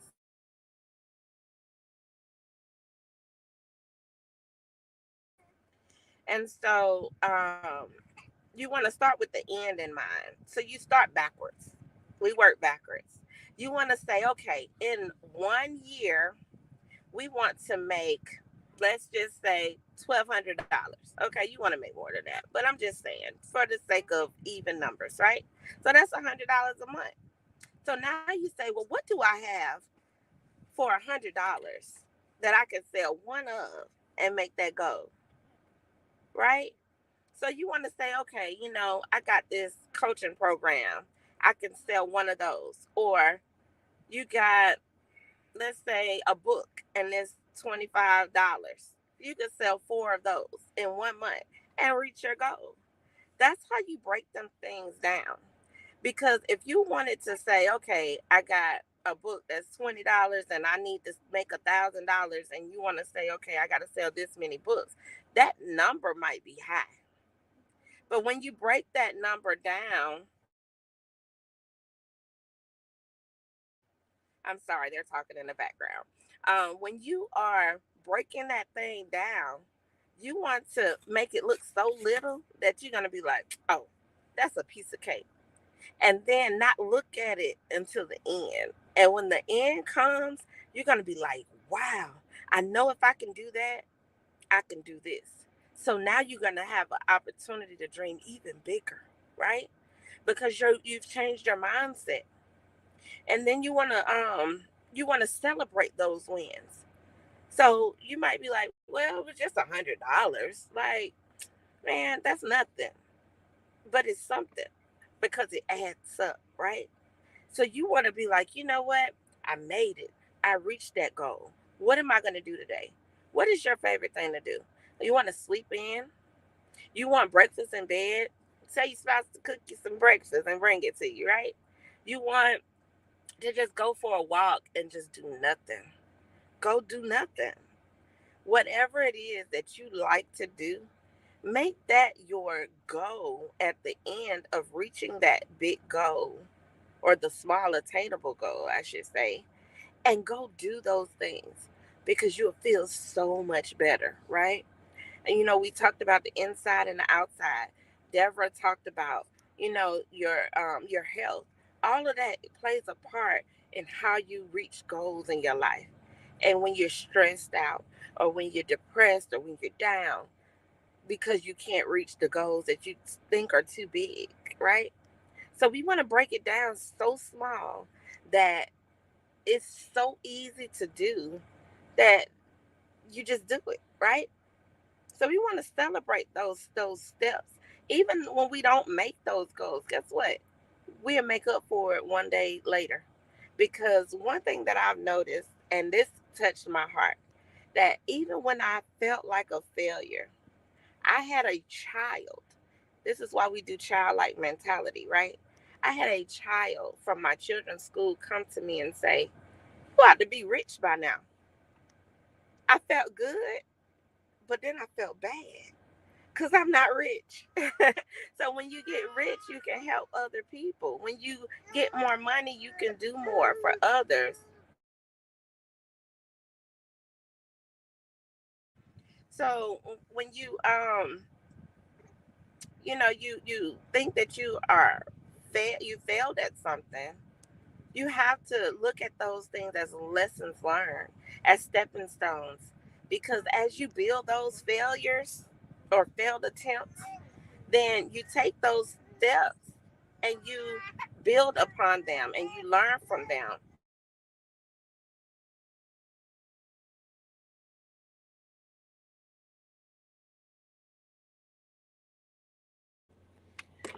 Okay, baby is crying, so I'm gonna step out so you can possibly hear me. Can you still hear me? Or is the truck too loud? The baby probably was not as loud, huh?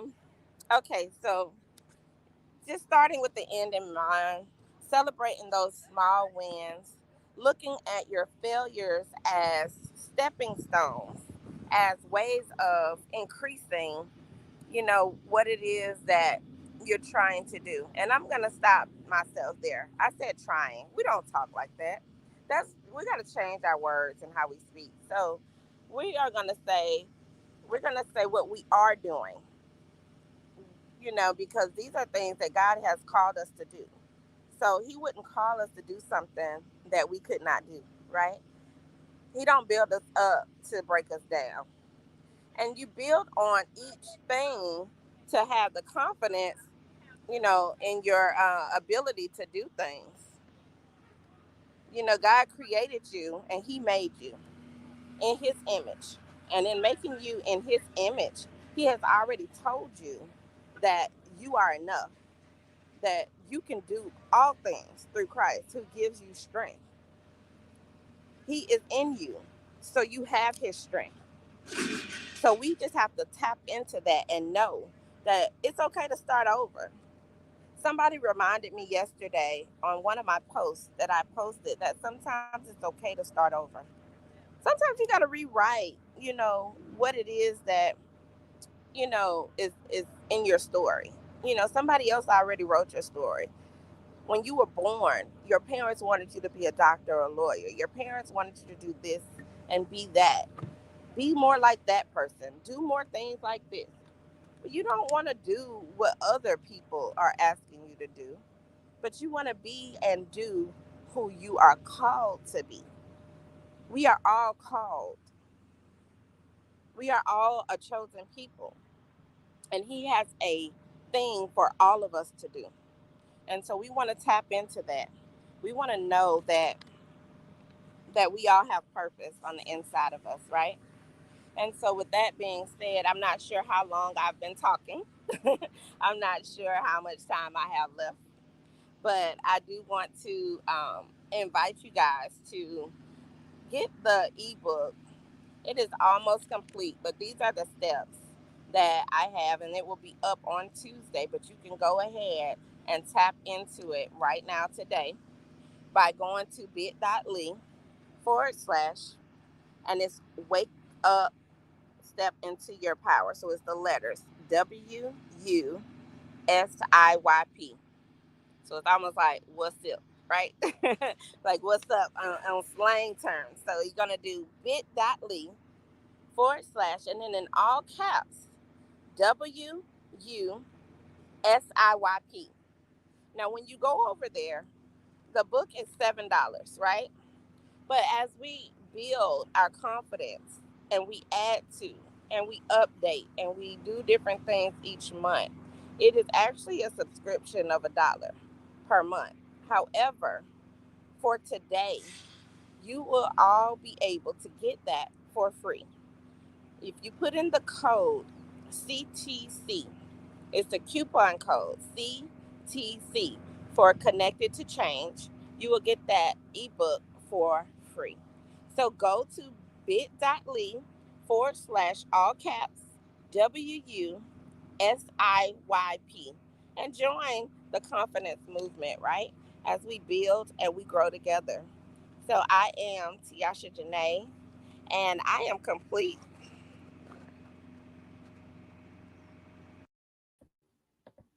Awesome. Y'all give it up for Tiasha. I love that she has gone through some obstacles, different things, had to pivot, change, do this, do that, let the other kids take care of this baby, all kinds of stuff.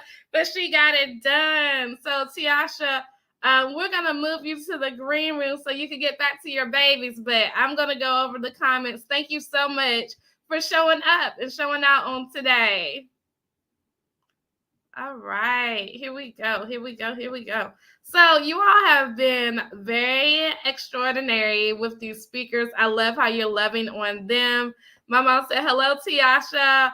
Pamela says, wake up and step into your power. Pamela also said the total package. Mary said, yes, time to unwrap your gift. We have my power is superpower is confidence. Yes, my superpower is divinely designing words. Yes, God knows the plans. Superpower dressing people in confidence. Shouts out the Tree. Y'all do know that Tree was the eye candy of the day on Wendy Williams, right? So Tree know how to dress. I'm just telling you what I know. She knows how to dress.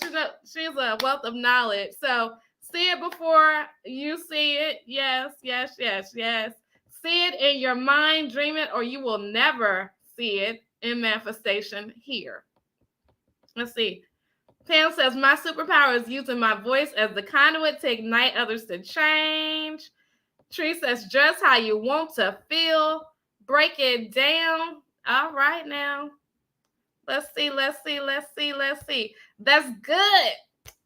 Say what we are doing. Truth. Grow together. All the claps. Clap. My mom said, thank you, Tiasha. Safe continued travels. Such a powerful message. Yes. So we are in alignment for the assignment. Again, I want to let you guys know to go ahead and go to wealthychristianwomen.com. That is the hub. That is where all the speakers have dropped their different links over there. I told you that we would have Sansaray, because I know Tree was asking about Sansaray's link. It is in the group. All the people, the speakers will be dropping their links. You don't want to miss that. I'm telling you now, Clubhouse, YouTube, and Facebook, that you want to have your face in the place. This group is about to take on a whole nother life. It is going to give you exclusive access to what it is that we are doing in the Click to Cash Crew world. And we're about to take it up because I understand that visibility plus credibility equals cash. You're going to be able to increase your visibility, credibility, and cash by being connected there. And so it is a daily access 24/7, 365. It's more than Facebook. Anything I do is more than what it seems. It's a Facebook community, yes. However, we are turning up the heat. We have some surprise guests, different people coming on, and I want you to be part of it. Again, go to workwithstevie.com if I can serve you in any way. We have, yes. Pamela says we are in alignment for the assignment. Dr. Stevie dropping the rounds. You know I'm a lyricist, right, Pam? So we have one more speaker for you today. And I want you to share this out, whether you're on Clubhouse, Facebook, or YouTube. You should have been doing that anyway, since these ladies have invested in you. They said that we believe in the power of women working together, and some smart men too. Hey, men. But we believe in the power of women working together. We understand, Dr. Stevie, that you serve Christian women entrepreneurs, that you take them to the next level. You help them get seen and get paid. And we want to sow inside of what you're doing. So they have invested. They have sold. They even showed up to go ahead and say, we are taking it to the next level with you, because we have words to put. And my girl T, listen, I'm about to tell y'all what I know. I get to be in community with this young lady every day. I get to serve her and her business every day. And so I'm able to take it to there. And she is a mompreneur. Listen, so she understands being in the car, having the babies, doing this, doing that, but still showing up so flawlessly and beautifully. And I wanted her to come on in because I know her energy. Listen, her energy is where you're going to be shut it down energy, and then you're going to go ahead with the rest of your day. I understand that, and we're going to implement. So without any further ado, let me welcome my girl, Tiara. Hey, girl. Hey, girl. Hey, thank you so much, Dr. Stevie, for just giving me the opportunity today to kind of shift and shake some minds today, okay? You are welcome, my love. I'm about to welcome you to the Connected to Change stage. I'm about to spotlight you. I'm going back in the green room. When you are finished, just call for me. I'll come right back. But look at her beautiful daughter. Yes. So here we go. Here we go. Hey. I am the Demolition Diva, Tiara Taylor. I help working moms eliminate fear, invest in themselves so that they can build a legacy of wealth and then live a life of joy, purpose, and fulfillment. And I am a real estate investor.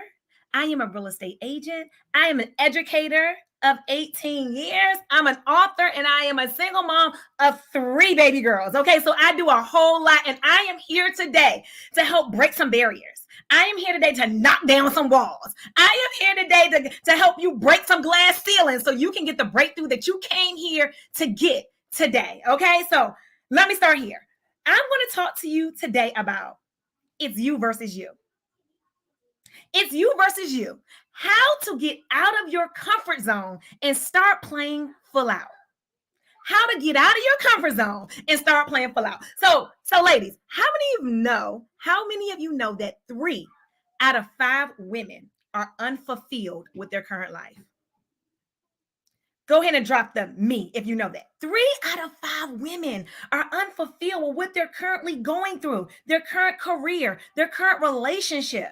So I am excited to drop by here today to help you figure out how to get to where you want to be, how to level up and get to the level where you are in love with your life. Okay, so let me tell you a little bit about me.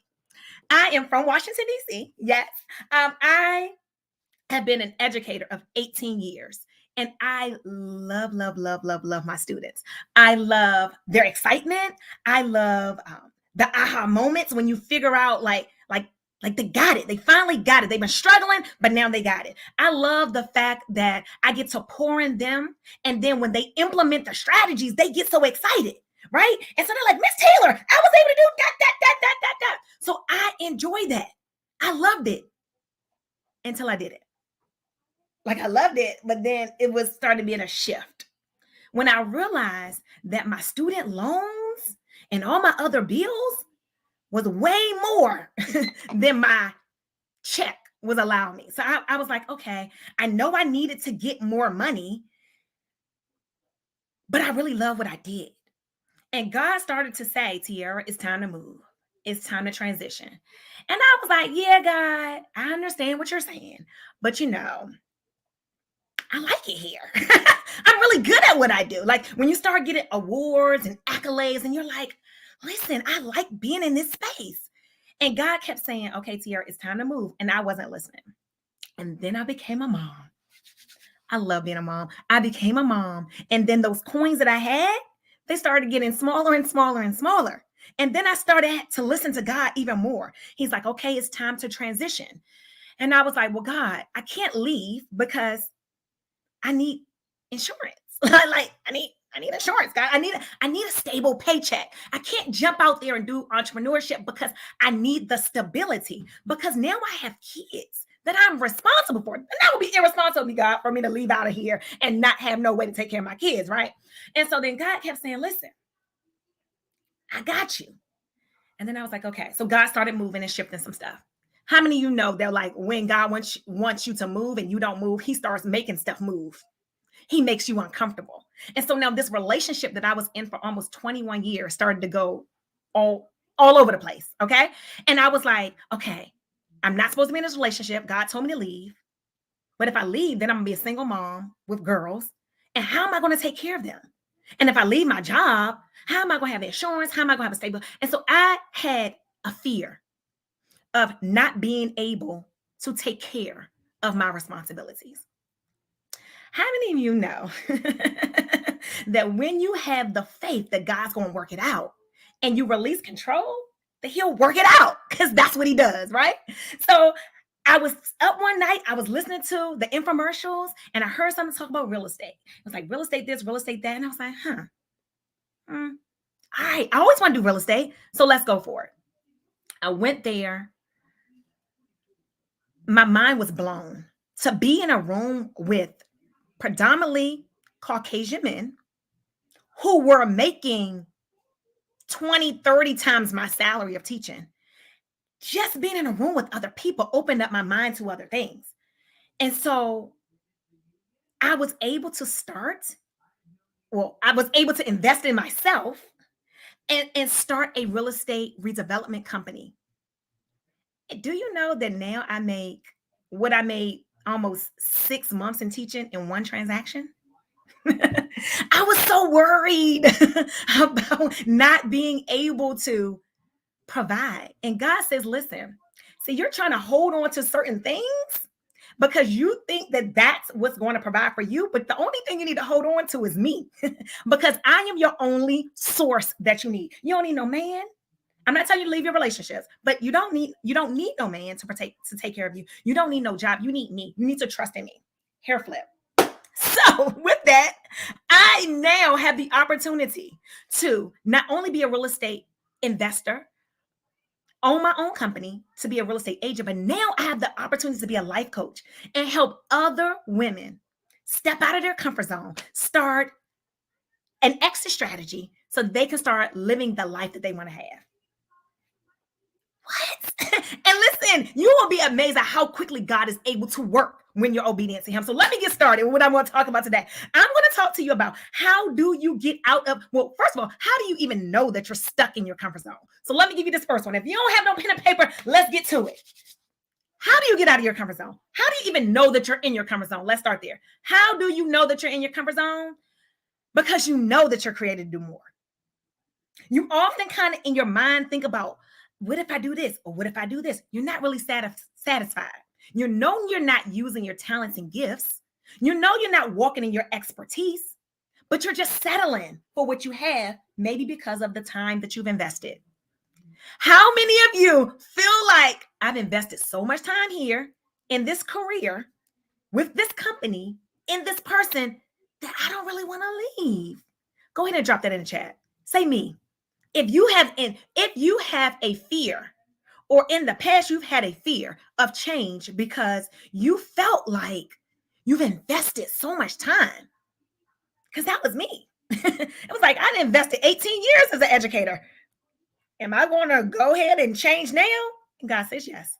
So if you want to know if you're stuck in your comfort zone, number one, you're not fulfilled. Number two, you have more bad days than good days. When it's time to change and transition, God's going to try to get your attention. So some feathers are going to be ruffled. Some tires are going to be blown. Some you're going to be on the side of the road. Your kids start acting up. Your husband start acting up. Different things in your life starts to happen because he's trying to get your attention. So more bad days and good days. And then you keep complaining about stuff. You keep complaining about going to work. You keep complaining about this relationship, but you're not doing nothing about it. That's how you know that you are in your comfort zone, because your comfort zone is where you're safe. You're like, well, I could get a new job, but what if I don't like the people? What if I'm not qualified? What you start self-sabotaging yourself with all these what ifs and all these fears that you're making up instead of having faith that God's going to work it out. So that's number one. So if you want to know if you're stuck in your comfort zone, those are the ways that you find out. Now, what can you do to get out of your comfort zone? I'm glad you asked. The first thing you can do is invest in yourself. I'm a real estate investor, and the number one asset is you. You are your number one asset. You have to start investing in yourselves. So many times we give to everybody else, and then we put ourselves on the back burner. And you can't be your best self if you are not investing in yourself and refueling yourself. Figuring out what you like, because what you like before, you don't like now. You shouldn't. You should level up. And let me tell you one of my thoughts that came to me. Every year, I would teach my students. And every year, after I poured all the knowledge into them, guess what they did? They went to the next grade. They went to the next level. Why do you think you're supposed to stay on the same level if you know that in school, every time you had to level up? Your life should not be the same. I know some people like, oh, yeah, you got brand new. Yes, that's the point. Every day you should be brand new, newer than you were the day before. So you need to start asking yourself, am I leveling up? Am I getting better? Am I learning more? Am I pouring into myself? So the first thing you have to do is think enough of yourself to invest in yourself. Then you have to flip your mindset to my next one. It's you versus you. Sorry to tell you, sis, it's not him. It's not the job. It's not any of those people. It's you versus you. It's going to be you versus your mindset. It's going to be you versus your excuses. I'm tired. I don't have enough money. I have kids. Like the fact that the last speaker was it Janae? She pressed through. She had her kids in the back. She didn't make an excuse. She showed up. You got to show up. You gotta shift your mindset to say, listen, this is my life. And come hell or high water, I'm going to show up for me. Because if you don't invest in you, how can you expect other people to invest in you? Okay. So it's you versus you, your mindset. It's you versus you, your excuses. It's you versus you, your fears. You're fearful about what everybody else think. I know my mom always used to say, are these people going to pay your bills? Like, you're so worried about what everybody else is saying. Are they going to pay your bills? Are they going to watch your kids? If they're not, you should care less about what they say and more about what you think. So, again, it's you versus you. Figure out what you want and go for it. Stop making excuses. Get it done. The next thing, it would be get a coach. Now, I know people are like, oh, coaches cost a lot. I don't have the money. Well, listen, or I can do it myself. If you really could do it yourself, guess what? You would have already done it. Don't you think? Don't you think that if you had the power and the knowledge to help yourself out of this comfort zone, that you would have just already done it? So lock into someone who's been there, done that. Start using their expertise because they went through they paid all the money, they used all the time to figure out what to do right, what they did right, to figure out what went wrong so that you don't have to do that. God gave you this coach, this mentor, so that you can skip a grade, skip a level, right? You know, we use the school analogies. It's time to skip a level. Have you ever skipped a grade before? No, you probably haven't, but now it's time for you to skip a couple of grades. So you can go start in elementary school, which is new to this new industry, and you can go all the way to high school because you have somebody that's able to pour into you and tell you what you need to know, okay? All right. Next thing I was going to tell you need to do is you need to wake up. You're probably like, what? Wake up? I mean, wake up figuratively and physically. So first I want to say physically, wake up.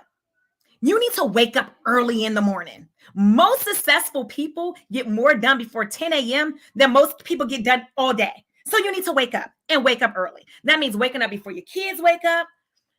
So you won't have any distractors. You're going to wake up before your husband wakes up, your partner wakes up.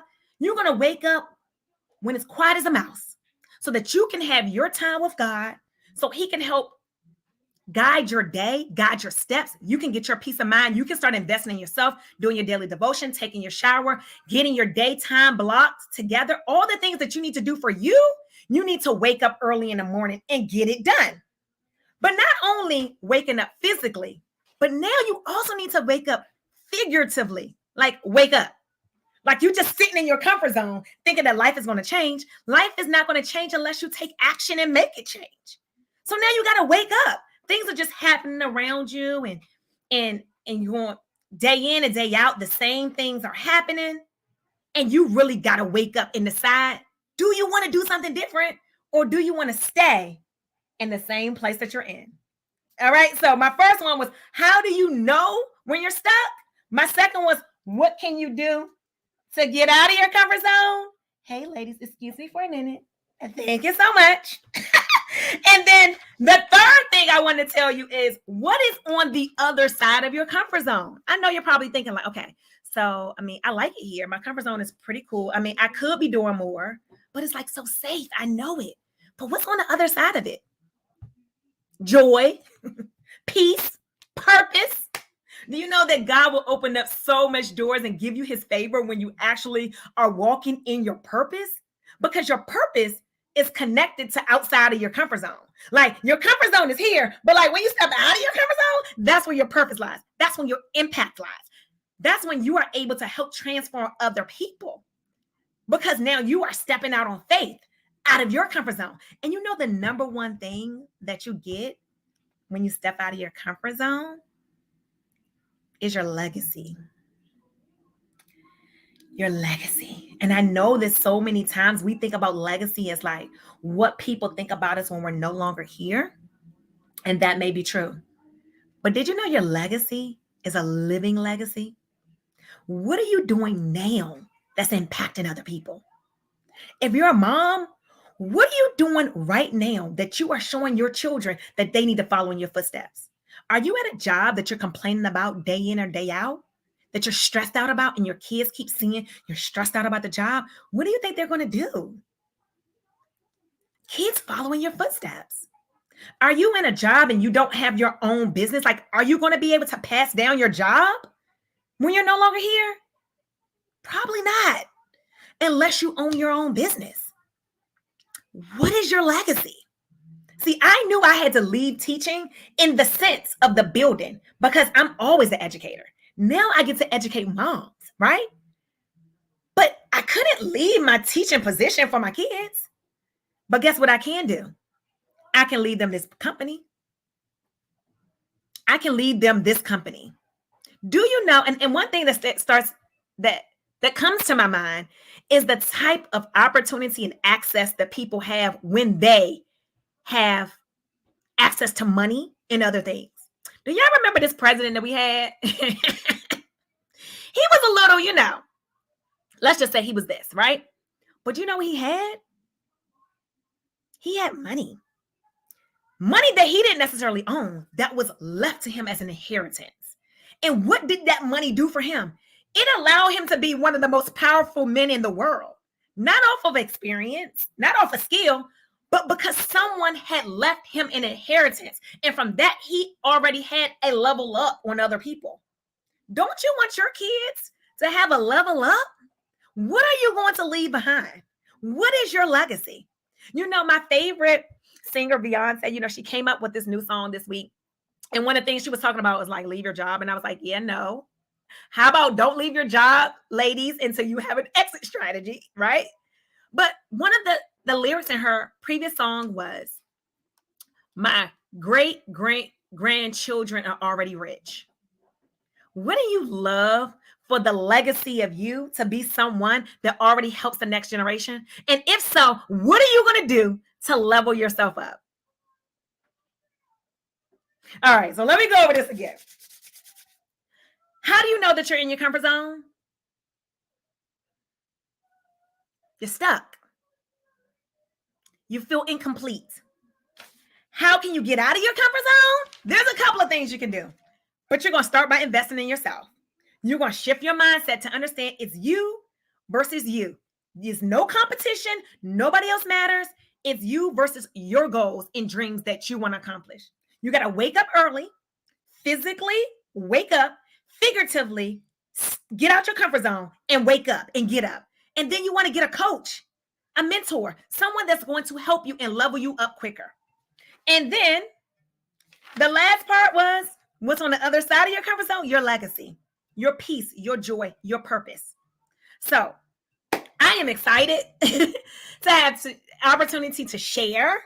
And if you want to know more about me, my services, I'm going to drop some links. I'm going to be a link dropper because I want you to, number one, I'm going to give away a free breakthrough strategy session with me So we can kind of help you break through and figure out what your exit strategy is going to be, because everybody should be leveling up. No one should be like, even coaches, no one should be on the same level that they were last year. Every year, you should be a lifelong learner and figure out how you can level up. So if you want to get my free breakthrough strategy session, it is www.investinginyourlegacy.com. You like that? Let's invest in our legacy. It's not just about us, it's the whole legacy. So if you want to get in contact with me, www.investinginyourlegacy.com. And then I have a book that's coming out, and it is called Girl, Get Your Glam Back. How to renovate your life and not look like what you've been through. I know we've been through some stuff, ladies. I know we have been through some stuff, but listen, the whole goal is for the world not to know that you're going through it when you're going through it. So I'm going to drop that link that you can go ahead and pre-order your book. I hope that it was helpful. I hope that I came and helped you knock down some walls, some thought processes. And guess what? If you were waiting for God's confirmation, like you were sitting and you were thinking, you were like, okay, God, should I move? Should I move? Should I move? Should I do it? Should I not do it? You know, some people take action quickly. Some people are slower.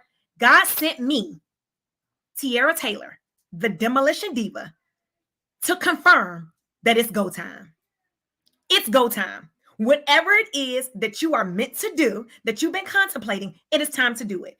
That means that if you need to apply for a new job, apply. Start the research. What do you need? What's the criteria? What do you need to do? If you are looking to start your own business, it's go time. What do you need to do? Let's start taking the steps. We don't have time to play small anymore. Our whole goal as Christian women is to be more like Christ and bring people closer to him. And doing that, and you can't do that if you're playing small. You can't do that if you're not connecting with him daily. It is time out for playing small. It is time out for playing small. I am your confirmation. It's go time. It's time to level up. Dr. Stevie, are you ready? I wanted to cue Sierra's level up, level up, level up, level up, level up. Thank you so much, Dr. Stevie. You're welcome, my love. Listen, Sierra is my birthday twin. So yes and amen. We love some Sierra and we love D. So let's go through this comment, sis. You did extraordinary. Y'all give it up for Tiara. So so my mother said, hello, Tiara. And they said, you versus you. Pam says, get out your own way. She said, I'm loving your excitement. Yes, honey. Come on, sis. Well, the shift starts to happen, ready or not. Let's see. Yes. Yes. I have experienced the same thing, but God. Hair flip. Come on, sis. Well, I cut my hair off, so but I'm gonna leave the hair. I can pretend. Look, I used to have hair, but come on, help us. They said me. They said real talk. You versus you. Mary said she wakes up at 5 a.m. every morning. Joy, peace, purpose. Step out of your comfort zone and step into purpose. Your legacy is outside of your comfort zone. True level up opportunities. Step out of that comfort zone, says Deborah. Then we got our girl. Listen, our girl. Let me see. Brickell. Look, that's our. We talk to Brickell every day. Hey, Brickell. She said, yes, ma'am. She said, confirmation. Mary says, time out for playing small. They said, come on now. And Brickell says, yes, great job. My mom said, thank you. We got Facebook user with the claps. Let's see. Brickell said, wonderful platform, Dr. Stevie. Thank you, boo. Thank you. Listen, this is what I do. This is how God has allowed me to be used. So I'm glad that y'all enjoyed this. They said, y'all slayed this conference. Woo, woo, woo, woo. Amen. Thank you. So, Tiara, we appreciate you. We are about to place you back in the green room so you can get that water. Look, we all been talking about water all day and bask in what you have done today. Thank you for closing us out. Appreciate you, sis. Thank you for having me. Yes. Yes. Asha said she enjoyed. Listen, I'm about to tell y'all some things. About to tell y'all. First off, we got to thank the ladies who came before you today. We got to thank Deborah for starting us off. Yes, Deborah. Yay. Diana. Yes. Jess. Yes. Karen. Yes.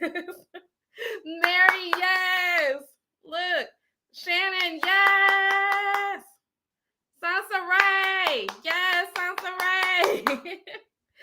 Asha.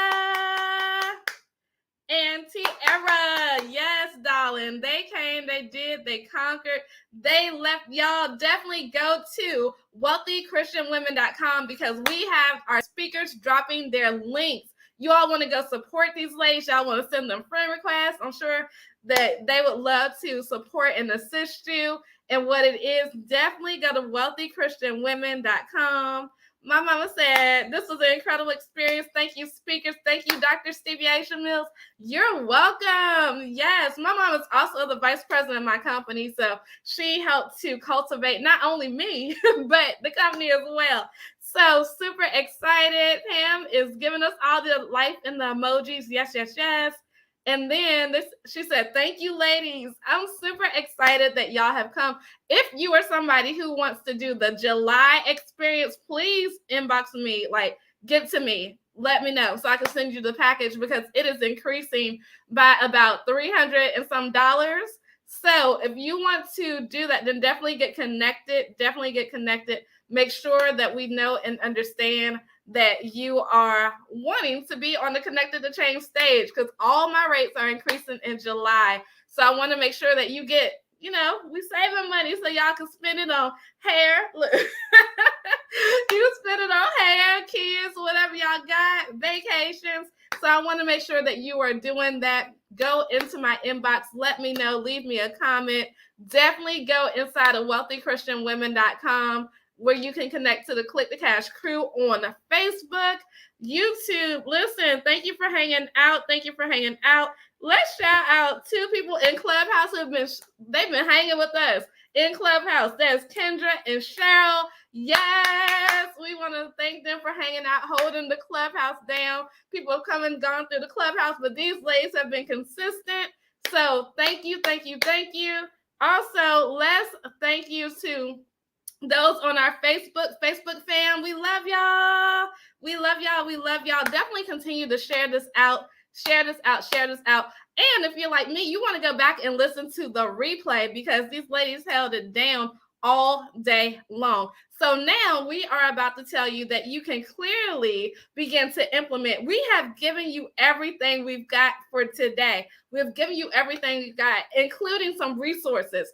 And if I were you, thank you, Pamela. She said, always fabulous. Yes. We've given you the resources that you need. Definitely connect. God has shown me that money could be made quickly, right? Money could be made expediently if you are in the right mind, body, and spirit. The money will just come to you. And that is something here that each of our speakers laid here for you that put a seed inside of your spirit and soul so that you can take it to the next level. I want you to know that this experience does not have to end here. When I shut off this broadcast, it does not have to end here.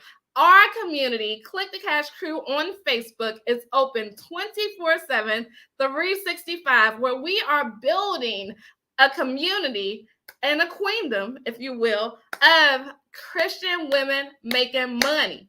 Okay? Because we don't want to be broke. I told y'all, I don't like to eat off that dollar menu. And Deborah can tell you the calories up in the dollar menu, okay? But when you have somebody to make amazing, like steak, whatever y'all like to eat, all the greatness or smoothie. We got some people who might like smoothies better. But whenever you get that, you want the premium ingredients. And in order to get anything premium, it's going to take some money. You can't get premium being broke, okay? So I don't want you to be broke. I want you to use your knowledge, your skills, your expertise, those things that you have utilized in other areas of your life. You probably utilize them at your career, at your job, in corporate America. But sometimes when your mind is left in corporate America, then your money does not catch up with it unless you have a conscious interruption to make it happen. So I want you to take your skill set, right, your transferable skills, and use it to pay your bills, child. You are sitting on money. You are literally sitting on money. One time I heard this woman say, she said, you're sitting on the gold mine starving to death. And so you don't want to have the gifts, skills, talents, and abilities, what I call your it factor, ruminating inside of you, and you're not making them create the life that you love. Why not? It took skill today to be able to get this sold, marketed, share, created, so that you can have this experience. Those were my gifts at work. But you have gifts inside of you that are completely different than anybody else's. And you want to make sure that you are using them to monetize. So what I'm going to do, the way I'm going to honor my father's legacy, is to continue my dream. Because he was the biggest dreamer I knew, right? He was a huge dreamer who utilized his abilities and turned that into money. He often was seen on various stages. If you have Amazon Prime, you can look up a documentary that's They Say I'm Different. That's the name of it. And you'll see some of the work that he's done in the world. So I know the great stock I come from. I know my mama and daddy. So I'm going to utilize that and place it inside the earth and to help more of you do the same for your legacy. Tiara talked about legacy. Yes, because you cannot pass down a job. You can't. You have got to put your gifts, skills, talents, and abilities inside the earth for that to happen. So I hope to see you guys in wealthychristianwomen.com. We do have a training at 6 p.m. Eastern that another speaker is going to do. And you don't want to miss that. It is going to be something exclusively for that community. You will not be able to access it if you are not in the community. So Portia Theodore Basham will be in that space. This is just the beginning. This is just the beginning. So definitely, I'm super excited about what you are doing in this world. We have people saying awesome experience. Yes, this is just the beginning. Listen, I spent my time going through the grief, and now I'm back. I'm back. Tiara, when I met her, she asked me, she said, what percentage are you? And I'll never forget that question. I was like, I'm about 70%. I'm about there. And I think that she has seen me blossom from that 70%. And I thank God for that. And I thank God for my sister asking me that, because that was a conscious interrupt for me, because I wasn't thinking about it. I was going through the motions. I think I'm about 100% now. Pamela always says the California wildfire. That's what she talks about me. And she says the fire still rages. Amen. We're going to tap back into that 2020 energy. Deborah says 100%. Yes, I have so much more work to do for Christian women entrepreneurs that we're going to make it happen. So definitely, again, my speakers, thank you, Tiara. Tiara's like, you're on fire. Yay. My speakers, definitely please go and drop those links if you have not already. Definitely get ready to connect with some amazing people inside that space. Guys, I'm going to pray and I'm going to say my closing, and then we're going to be gone because we got some work to do, okay? So, Father God, we just thank you for sealing this day, God. We thank you for just bringing everything that we had together to utilize this as a collective resource for women across your world, God. We thank you for each and every man who even showed up, God, and each and every child who popped in, Lord, just seeing what we're doing, God. We don't take this lightly at all. We know that it is something that you are utilizing to evangelize the world, God. And we continue to share this out, share our voices, share what it is that we do, Lord, so that people can get blessed individually and collectively. God, thank you for the speakers who invested their time, their words, their energy, and their effort and their resources inside of this space, God, today. We just ask that you continue to bless their ministries and their businesses in the mighty name of your son, Jesus. Amen. So, look, I have a closing, and my clients, Like, if I didn't say it, they'd be like, what in the world? They know me.